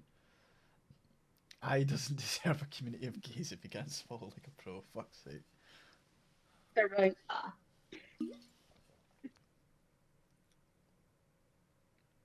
Well, okay, what's the... Oh, fuck, I can actually taste the egg. That I can... Like, if there's one flavour that outshines all the rest, and it's that fucking rotten egg. Pepper, you've got to eat a pepper. Yeah. Oh, is that a pepper? Oh, thank Yeah, fuck. Right, It's a peppers are pepper. good. Right, pepper's good. That's a palate cleanser. No, it's not. I forgot. Pepper's actually kind of shit. I Ah. was saying when you were away in the bathroom, that you bring this on yourself. And I know it's rich being said in a stream for abuse survivors, but you really do bring this on yourself by putting yourself on the streams. You said it. You set the goal that we would not be doing this right now if those didn't fall out your mouth. Yep. I mean, it's almost like I'm doing it for charity. It's almost like this is entertainment. So basically, humans will put themselves through just for attention. You want to see chat make I eat a ghost pepper? Jesus Christ. Why do you hate me so much? Don't answer that, actually. That's fine. Oh, fucking hell. Stop these... Sorry. You can't catch a break, can you? They're just everywhere. Go away! Kenwet, see for your cheek. There you go. Get stuck. Stuck with a stick. I think it's just running into the wall. There we go. No, you come back here. Yeah. That is twice that my stick has broken. That's not very good. Also I'm poisoned, so that's why the screen's like trippy as hell at the moment. Oh, is that why I can't see anything? Okay. Yeah. Cool. Love it when video games make it so I can't see. Yeah. The one that always used to mess with me is on my dad's PlayStation 2, we used to have a game called Pool World, where you're like a beach ball that bounces around and collects coins and stuff. But sometimes if you hit a poison pill, it makes it go like really trippy and like psychedelic looking, and it really messed me up as a kid. I've just realised I'm supposed to finish this fucking game, haven't I? Yeah, you've got like 40-something mins. Okay. Right, let's have a wee quick look here. So, right, evolution. Right. Let me just have a quick wee look here. So, expand, emerging builder. We've got build a sleep spot. We've got a bunch. Okay, I know what I could do there. What one are you taking that makes you go dizzy? I don't think that's tea, babe. What? Fears leader, feared rival. Okay. Okay.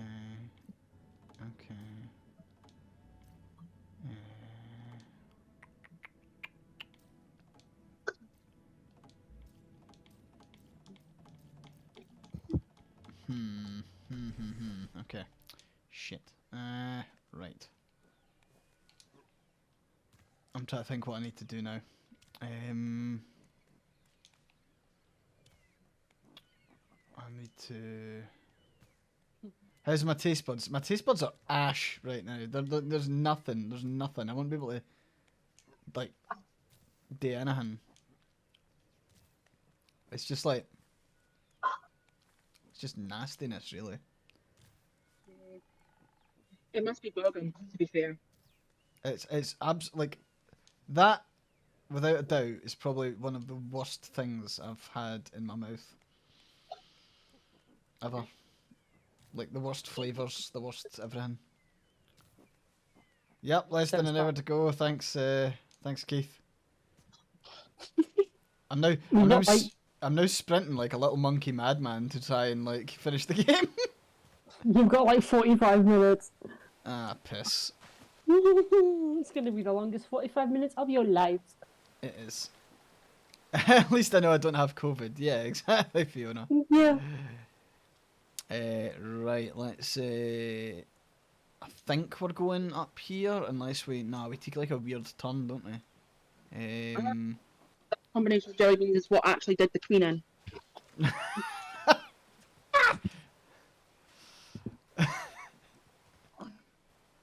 Can we convince I to go for another 24 hours? You would have to immediately put another like 7 grand in chat. Make it a 10k stream and we'll talk. And that's and that's not happening. So I mean, if they're gonna force you to do that, at least let you get to bed first. Come on. oh yeah, like I'd put a skeleton in the chair. Or in fact, Jessica would just stream. That's fine. That's fair. Dress fan club. Hex, there is. I'm sorry. There's absolutely no way. Hex, no, do not, don't do it. Hex dangles 7k I am taking into your the credit chat. card away.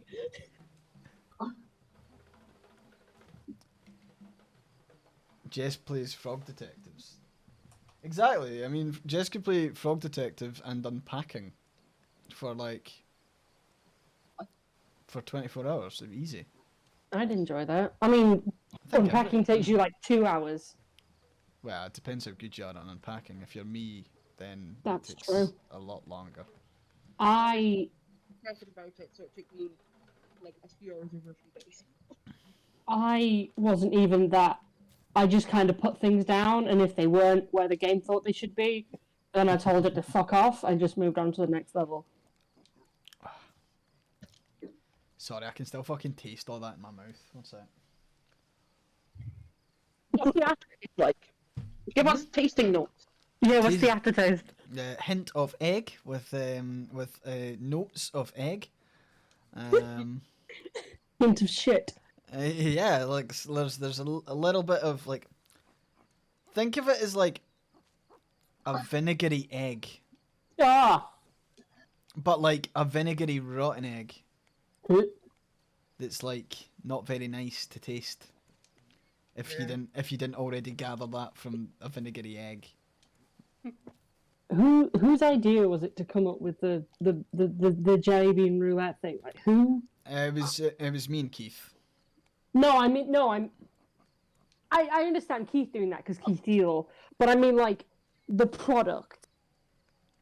Oh right, well it's just Satan. Fair. £20 in. What? Huh? Jelly beans for you. So I can't hear that. Grim's put another 20 in, so it's more jelly beans for you, my friend. No, I had it. It was an earthworm. Was it earthworm? No, it was black Pepper. pepper. But that was it. Earthworm, black pepper, all taste the fucking same to me now. I mean, yeah, I imagine oh god, your taste buds are gonna be absolutely fucked over the next week. I'm really worried that it's gonna impact like a Chinese takeaway. It's gonna like just ruin it for me. It's like what happened? That- What if that specific combination of jelly beans is actually turned me off to like curry sauce from the Chinese for the rest of my life. I will forever curse this stream. I'll be like those were the days when I had curry sauce. I'll be devastated, distraught. Even. That I think I'd actually cry. I would. Oh, that's thing. We should have had like wasabi, a palate cleanser. Oh no. Sorry, I have no I thought I knew where I was on the map, but I am wrong. I don't know where I am, and this is causing me issues. Mm. Hi. Yes, I think that's cool. Yep, that's fine. Hi guys. Okay, no, that sounds good. All right. Sound. I think you probably heard that, but yeah, we're gonna play Christina's video one last time. So Christina McKelvey recorded a video for the thing. We showed it a wee bit earlier, but we'll show it again. I know that at the end of the video she wishes me luck, but I think that good luck has came through. Right, so where is the thing is I'm getting anxious now. Where on earth is this place that I'm looking for? It's like there's so many. Is it up here? It looks like it's up here. Maybe. Hopefully, maybe. You're the one that's meant to know what you're doing.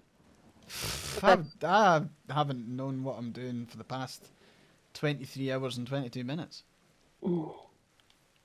That's fair. This is the Machiadoros is right behind me, isn't he? Machirodus, actually. It's not Machiadoros. I call it a Machiadoros throughout the entirety of my YouTube video, and then it turns out that it's pronounced Machirodus. Fucking, like, silly scientific names. How many people in the comments grilled you for that one? None, actually, because we caught it early enough that I made it a joke in the video. Okay, So, cool.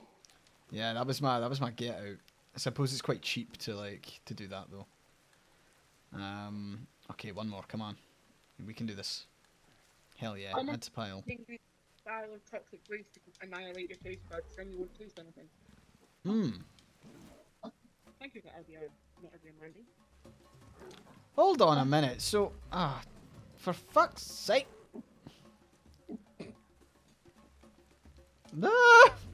Shit. Just look at his terrified little face. Fuck. Oh my god, I'm just endlessly getting chased by this.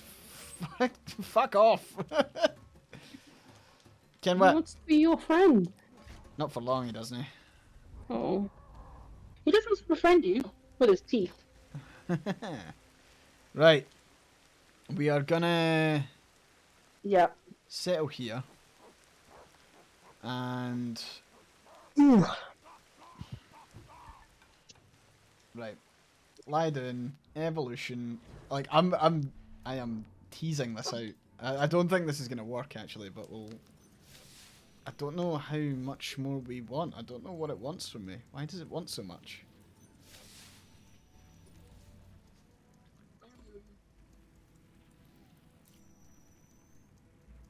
if I've got like another million years to go, that doesn't make any sense, because I feel like I've done everything that I need to do.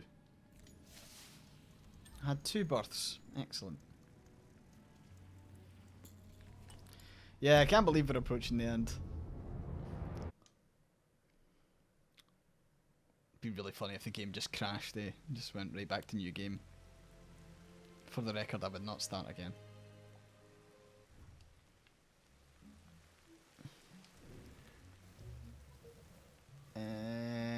Cool.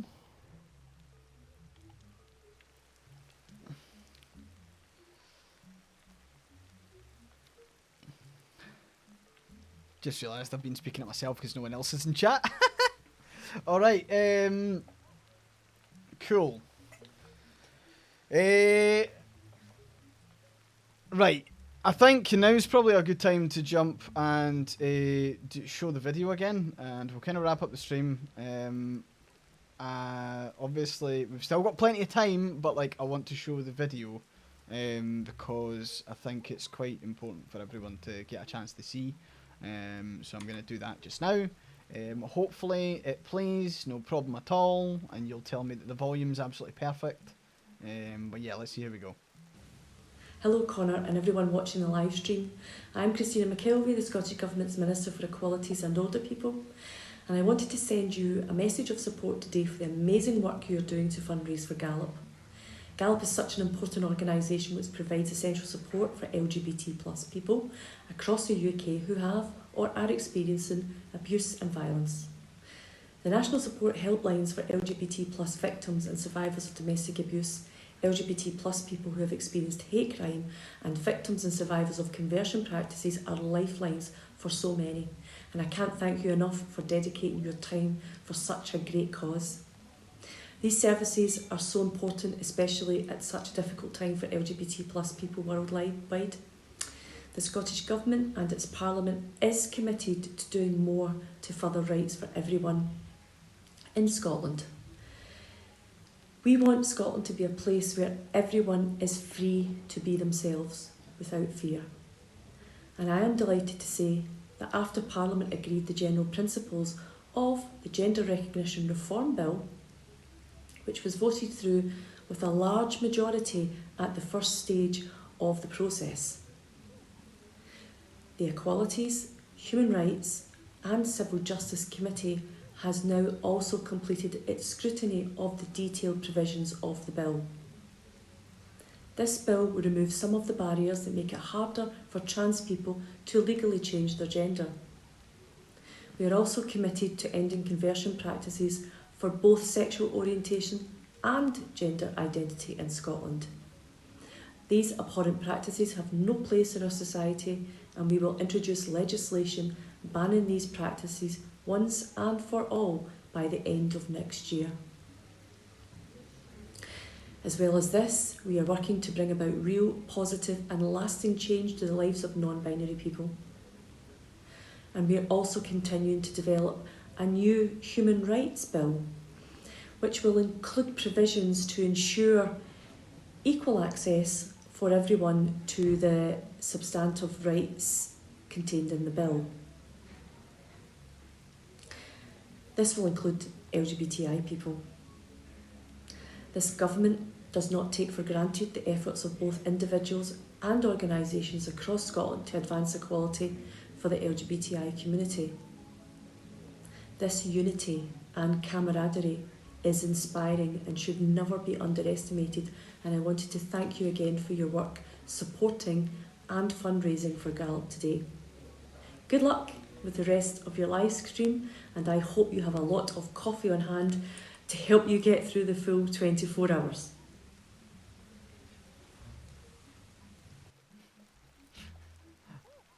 I was really debating that, just cutting it and like removing all of that, just cut to like an absolute like 1920 by 1080p, just zoom in off my face. Just like the most like absolutely like fucked, sleep deprived, like good luck for the 24 hours. I was just like, I feel like that would have been funny, but I only had 3 minutes and I wanted to stretch my legs, so I didn't do that. I know. I'm telling you what I would have done, and it would have been funny, as opposed to have actually done the thing that would have been funny. I'm sorry. Guys, I don't think there's really much to do in this. I'll if you want, I'll try and dig out like a couple of more like things, but I just from a time perspective, it's probably not going to happen. We've pretty much evolved like all the way through. I think anything else would just be like teasing at this point. There's a bunch of stuff that we've. In fact, I'll chuck that down and I'll lie down in bed and I'll do the evolution. So like there's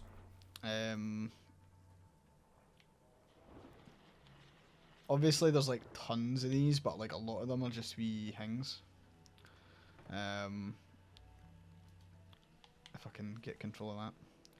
The depth of this game, so like, okay, basically you're now strap in, folks, because you're in for basically me gushing about this game for the next 30 minutes.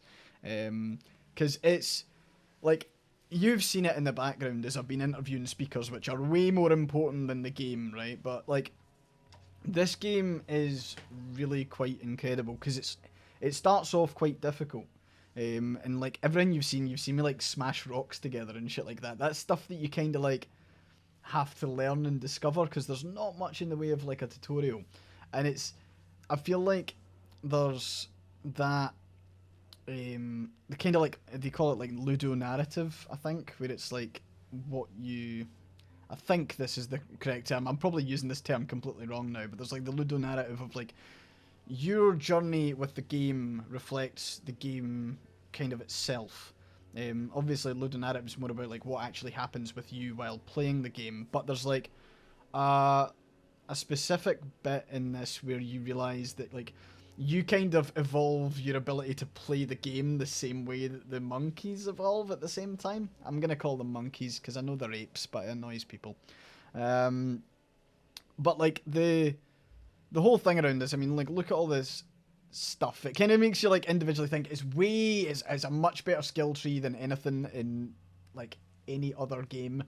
Like the skill tree actually means something. Like if I zoom in here, you can see like the range for detection of a sound source is increased, as opposed to like you deal +5 damage, because that would be boring as shit. You know, moving while injured requires less energy. You've got like stuff that's as kind of like basic as that, but then you've got like, I'm gonna try and find it. It's somewhere here. Is it that one? Yeah, there we go. Bipedalism. Getting from like basic ape up to doing like up to bipedalism and like standing upright, and then it completely changes how the game plays, is really, really cool. So again, if you're wanting like a game that's kind of like deep and fun, and Eli, thanks very much. You more beans, fuck's sake, okay? This is a half an hour where beans. Eli, choose which bean you want me to eat. My mouth just tastes like vinegar and shite. Vinegar and shite, there you go. What are we thinking? Can I I'm gonna pepper it with raisins. I'm gonna have some raisins as well. Because raisins are like a kind of bean. No. That's not how this works. That's not how this works. It's either, it's one. If it's 20 quid, then it's one. Right? That's the deal. 60 quid and I'll do 3.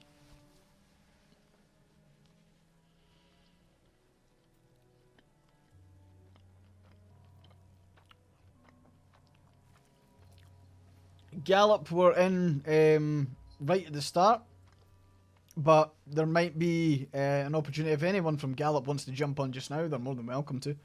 I don't know what the Discord looks like.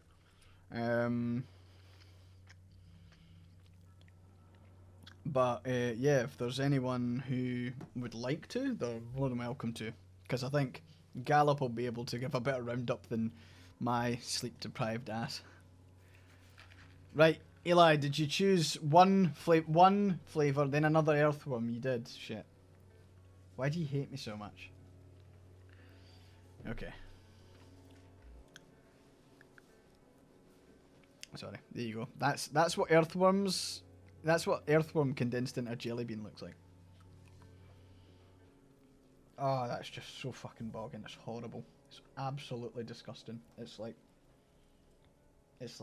just the worst.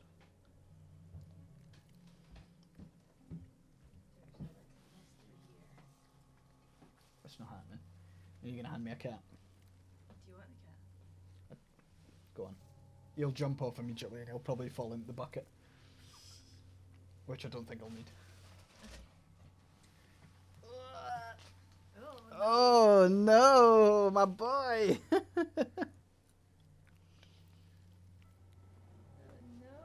He's like, ah! He's dug his claws like right into my skin as well. The bucket's full of water. How fast do you think I could get chat to latch onto the idea that I was a masochist? I studied Chinese and Russian at university. Of course I'm a masochist. What the hell? That's not a hidden thing to unlock.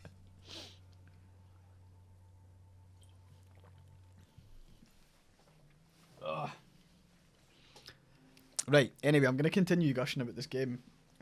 As donations come in for last second jelly beans or whatever, you can do that. So, like, the cool thing is there's kind of layers to this that, in fact, you kind of what I'm going to do, I'm going to be really, really cheeky and I'm going to pull up the, I'm going to pull up my script for the Ancestors video, because there's so many cool notes in it that are great. I've realised that me moving my mouse on screen while that's there is also making it move. That's odd.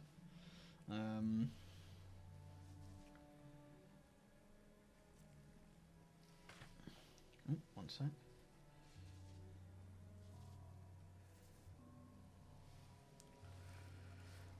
I think we're potentially going to get someone from Galop in, which is cool.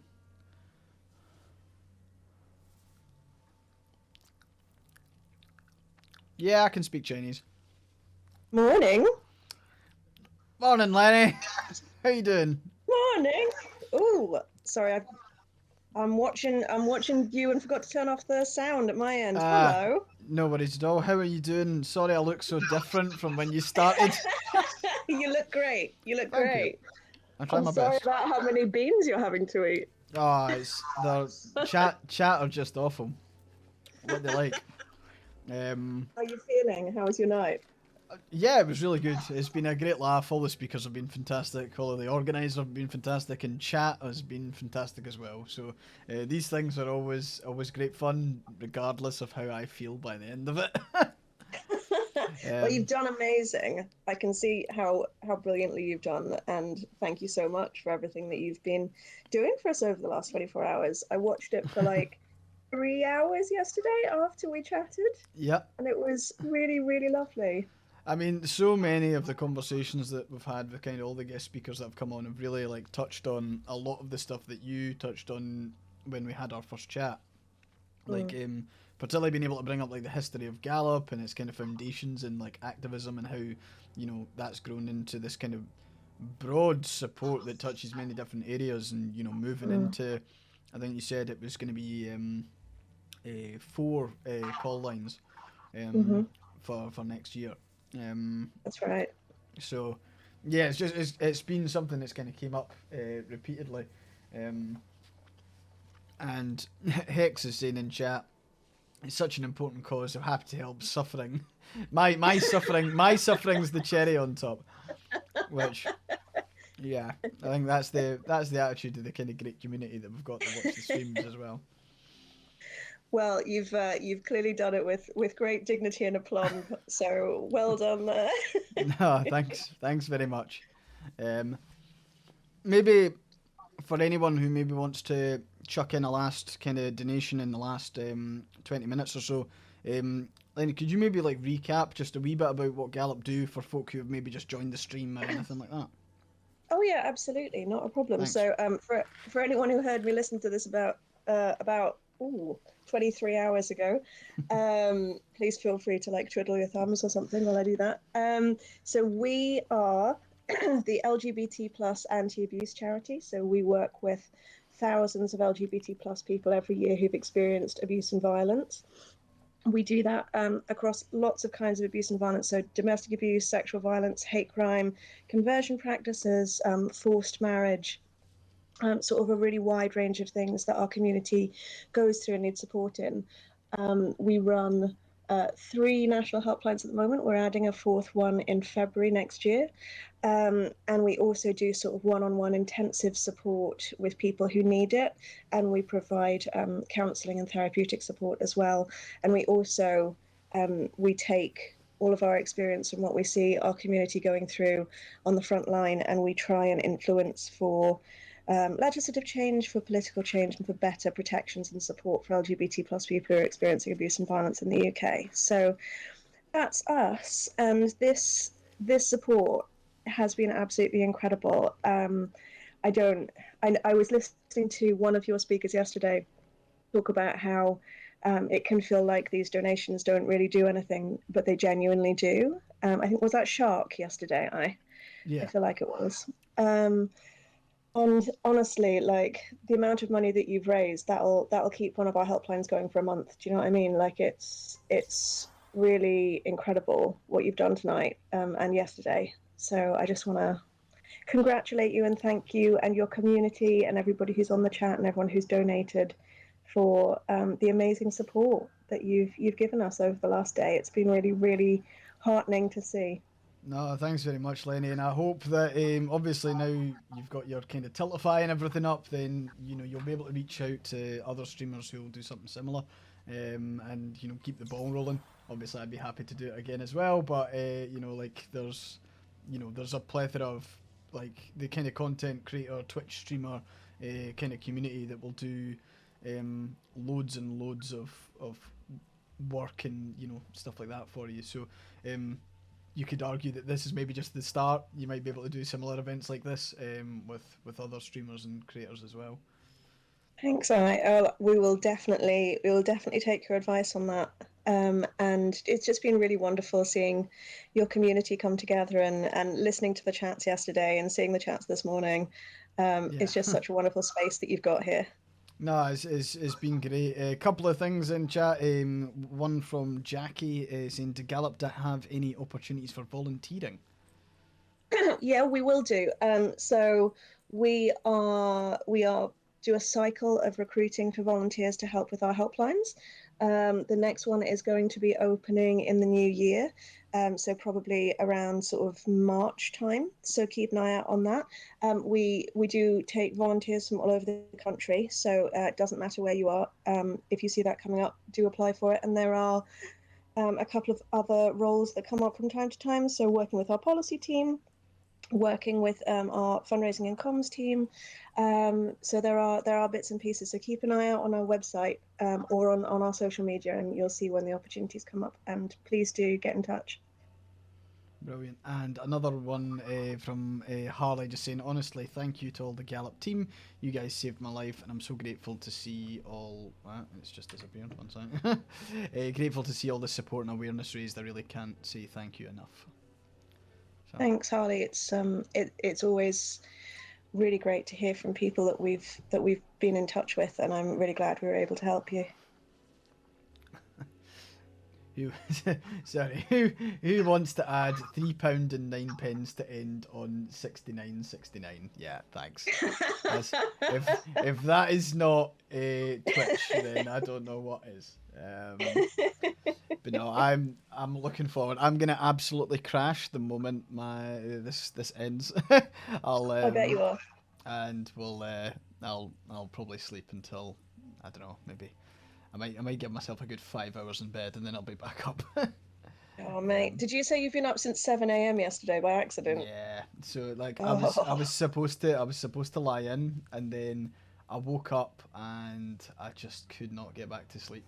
So I just ended up I just ended up going into like kind of I'll just do bits and pieces and then get it all organized, and then I then was ready too early for the stream, so I just paced up and down like the room until the stream started. So yeah, I've been up for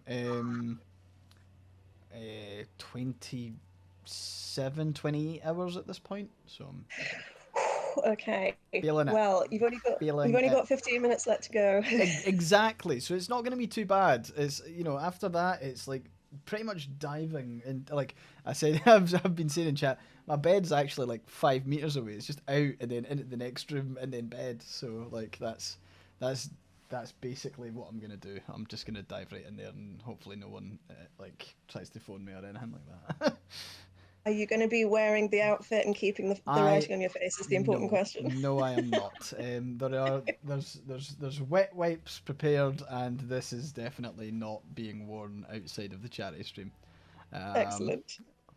Well, I say that. We'll find out. Seems what chat want me to do. But no, it'll be good. What have you got planned for the rest of the day? Are you having a day off, hopefully? There's a lot going on at the moment, so I am trying to get lots and lots of stuff sorted as we run up to Christmas, which is, as I think you can probably all imagine, often a time that's difficult for the people that we work with. So no, I'm probably going to do a few hours work, but I'm under a big fleecy blanket, and I've got a cup of tea. Nice. And I so. Because we were just talking about the work of the charity yesterday. I didn't get to tell you either. I'm a big cozy gamer. Oh, nice. Usually, but I'm halfway through the second Ori game, the Ori and the Will of the Wisps. So I'm also halfway through a Hollow Knight replay. So I'm gonna be doing some of that later, and I will be thinking of you and your extraordinary efforts while I do that. Well, fun fact, the last 24-hour charity stream we did was for the Equality Network, and that was a Hollow Knight run.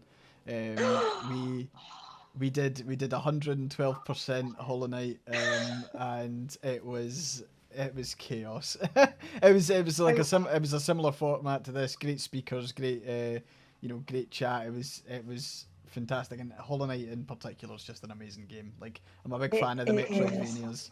I am. Me too. Me too. So, although, like, so desperate are they ever going to bring out the second one? Yeah, we're just sitting waiting for Silk Song at this point. Exactly. Like, I've heard that there's some rumor for it being around kind of February, March next year, but we'll wait and see. Don't get me excited. Don't get me excited. we want that. And the second Ori game, have you played Ori before? Yeah, I didn't get on that well with the Blind Forest. But I'm enjoying Will of the Wisps much more. Will of the Wisp is a lot more fluid, I think, like in the kind of combat and the movement. I found sometimes it was a wee bit stunted in the first game, but like they definitely fleshed it out a wee bit more in the second one. The story, however, hoofed. Like, have you played the second? Have you finished the story? I haven't finished the story yet. I'm saying nothing. Then I'm just emotions is all I'm saying. I had the cinematic devastation first moment last night. Right. Okay. I mean, the start of the first game's really emotional as well. It's like that's true. It hits you with both barrels. What other games do you play? Is Metroidvanias your main thing, or do you play other stuff? So no, I'm a big Zelda fan. Nice. Massive Zelda fan. I'm a Switch player, so which is mostly so that I can play Breath of the Wild over and over and over again until I've finished literally everything. And I love a cozy game, so I finished Spiritfarer a couple of months ago. Yes, that was great. Another emotionally devastating. Just sitting cozy in bed, getting devastated by story after story. Yeah, absolutely. No, that's good. But I looked at this game that you've been playing, and I thought I'd enjoy that, so I might have to check that one out. My partner's a PlayStation user, so I'll ask them brilliant.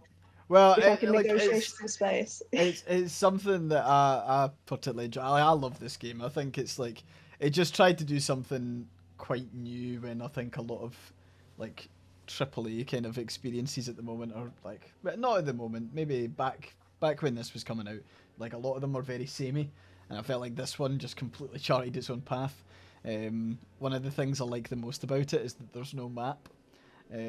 There's maps that people have made that are available online, but there's like no map, so it requires you to kind of create this like mental map, which I still get wrong occasionally. But it's it's good fun. I enjoy it that way. It feels very like hands-on in a way like games of old used to kind of feel when did someone donate something? Do I need to eat another jelly bean? Rena. Rena's donated, so I need to like pick a jelly bean. If Rena's not in chat, then Lenny, you can pick my final minion jelly bean if you want. That's a lot of pressure. We'll see if Rena's around first. I can see that Luke said that my cozy blanket is soaked with tears, and you're not wrong, Luke. It's just doesn't matter what game. It's just Metroidvanias and Spiritfarer as well. It's like that's what you've got to deal with. I'll read out the flavors of the horrible jelly beans if you want. We've got earwax, vomit, dirt, soap, booger, sausage, earthworm, rotten egg, black pepper, and grass. Okay. Well, I mean, there's very strong support in the chat for eggs. Yeah, I know, and I'd like you to just ignore that completely because I don't think I don't think I think they're just trying to mislead you. You know what? I don't feel right asking you to eat one of the ones that they clearly think is the worst, given all of the work that you've done for us over the last 20 that's fine. You know, you stick the knife in, Lenny. Just go for it. I just don't know whether to crowd please or whether to be kind. Well, yeah, nah. I think the time for the time for being kind's after the stream. I think you can stick. You want so rotten egg? Are we doing that? Yeah. Well, we've got a lot more variety of votes in the Opinion chat now. We've got 2 for grass. We've had a couple dirt. We've got eggs, Had a pepper, worm. egg. I don't know where we're going at now. I feel like we actually need to do a poll. Can we do that? Is that a thing that's doable? Yeah, we can do that. So let's see what chat decides. I need to find the.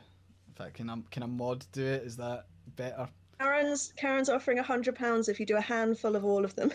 Ah, a handful of each flavour again. I think so. I think that's what she's. It's going very fast in the chat though. It's hard to keep up. Okay, so I am gonna hold you to your oath, Karen. Okay, the things I do for charity. Wearing cat ears, wearing a maid costume, and eating horrible rancid jelly beans. Thanks, everyone. Sorry, No, that's all right. Hopefully, you're doing important work. Hopefully, you get a wee bit more out of it. Just so everyone can see, that's like all of them. They're all rancid. Karen, I'm watching you. Don't you bail out on me now, okay? You're not allowed to bail out on me. This is gonna be fucking minging. I can't believe I have to do this twice.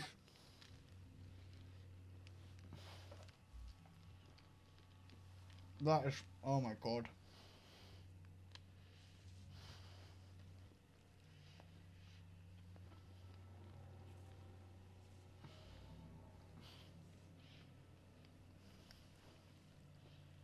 That is the most disgusting blend of flavours I've ever tasted. Is it any better the second time? No, it fucking isn't. Sorry for swearing.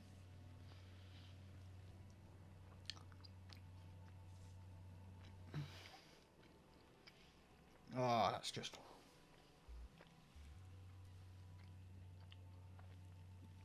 Yep. Thank you, Karen.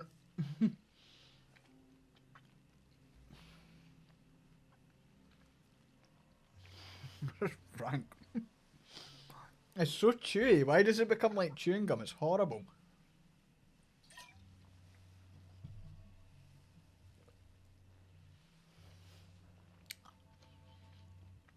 Yeah, it's honestly impressive that I've not poked. You're quite right.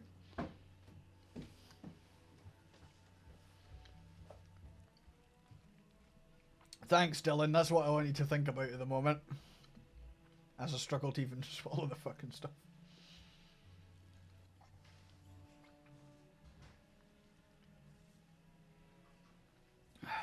Done. I've done my bit. Well done. Everyone is very proud of you. Yeah, that was Like, horrible. I watched you intensely on the screen, and that looked like a really bad time. Yeah. I don't want to invade your last 5 minutes, having done such sterling work. So I'm gonna let you have Oh, okay. a Yeah. space fuck No, the last 5. that's no problem at all. I'll do a kind of wee roundup. You feel so bad for me. Don't. It's been good. I mean, I also feel bad having watched that just happen, but thanks, Karen. You got me off the hook for having to pick a flavour, and I was feeling too bad about it. Thanks for that. So it was actually your indecisiveness, Lenny, that landed me on I all am of them. sorry. No, But it that's quite all right. made an extra £100, didn't it? So Exactly, and that's all that matters. you've done the good work. Well, thank you so much again, for doing this for us. It's been absolutely incredible, and thank you to everyone who's supported and everyone who's just watched over the last 24 hours as well, because it's been amazing. And thank you. Thanks very much, Lenny. Cheers for joining twice. Thank you. And thank your Bye. team as well. Have a good sleep. See you later. Bye-bye. Bye. Phew. Right. Am I okay to take this maid costume off yet? Or does it need to like stay on until the end of stream? I'm kind of like in like wrapping up mode. So yeah, well we can all just stare at the clock if you want until the end. Okay, that's fair. Right, okay, so couple of things before I wrap up, as in before I immediately turn off the stream at the end of it. But these events take quite a while to organise. You might realise, for any of you who watch my streams on the kind of regular, you'll have noticed that this has like been a slow but surely like increase in my levels of like stress and organisation and hecticness. So, like, it does take a lot of work, and I think it takes a lot of work in regards to the organising. There is no way I could have done this by myself. So first of all, I would like to thank Galop for getting in touch in regards to like responding to my email and being so constructive and wanting to be part of actually making the charity event come together. Lenny and the team have been absolutely great. I want to pay a particular shout out to Boom and to Natasha from Galop. They've both been fantastic, and they're both in the Discord as well. So they've been absolutely brilliant, and they've kind of helped this kind of get over the line. Secondly, I'd like to thank all of the speakers, every single person who's come on and had a chat with me, and kept me sane over the last 24 hours. It's something that's like you're the stars of the show here. The game fades into the background, and even the dumb stuff that I'm doing on camera kind of fades into the background as well. The conversations that we have are always really positive. And even though sometimes that is sharing stories that are, quite tough, quite stressful to share, I think there's a lot of good that comes out of sharing this. I think there's a lot of good feeling that's kind of conjured by these events, and it's great to see that all happen. I'd like to think that there's speakers who maybe have never engaged with each other before, who are now aware of what each other do, and hopefully, if they have a separate thing that they can go and do good, they can do that as well. And also, I'd like to say a massive thank you to like everyone that's working like backstage. I say backstage because it genuinely feels like it's like a backstage event.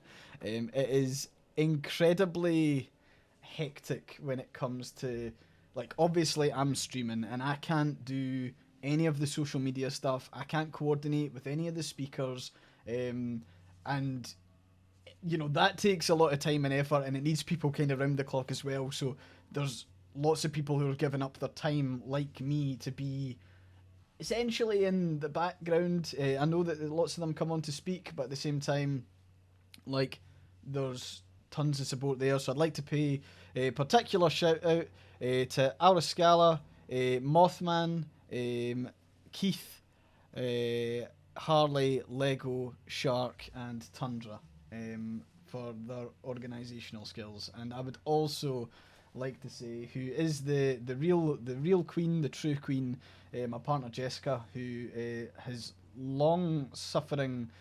to deal with all my second-hand stress, as well as is an absolute whiz when it comes to keeping everyone updated on social media.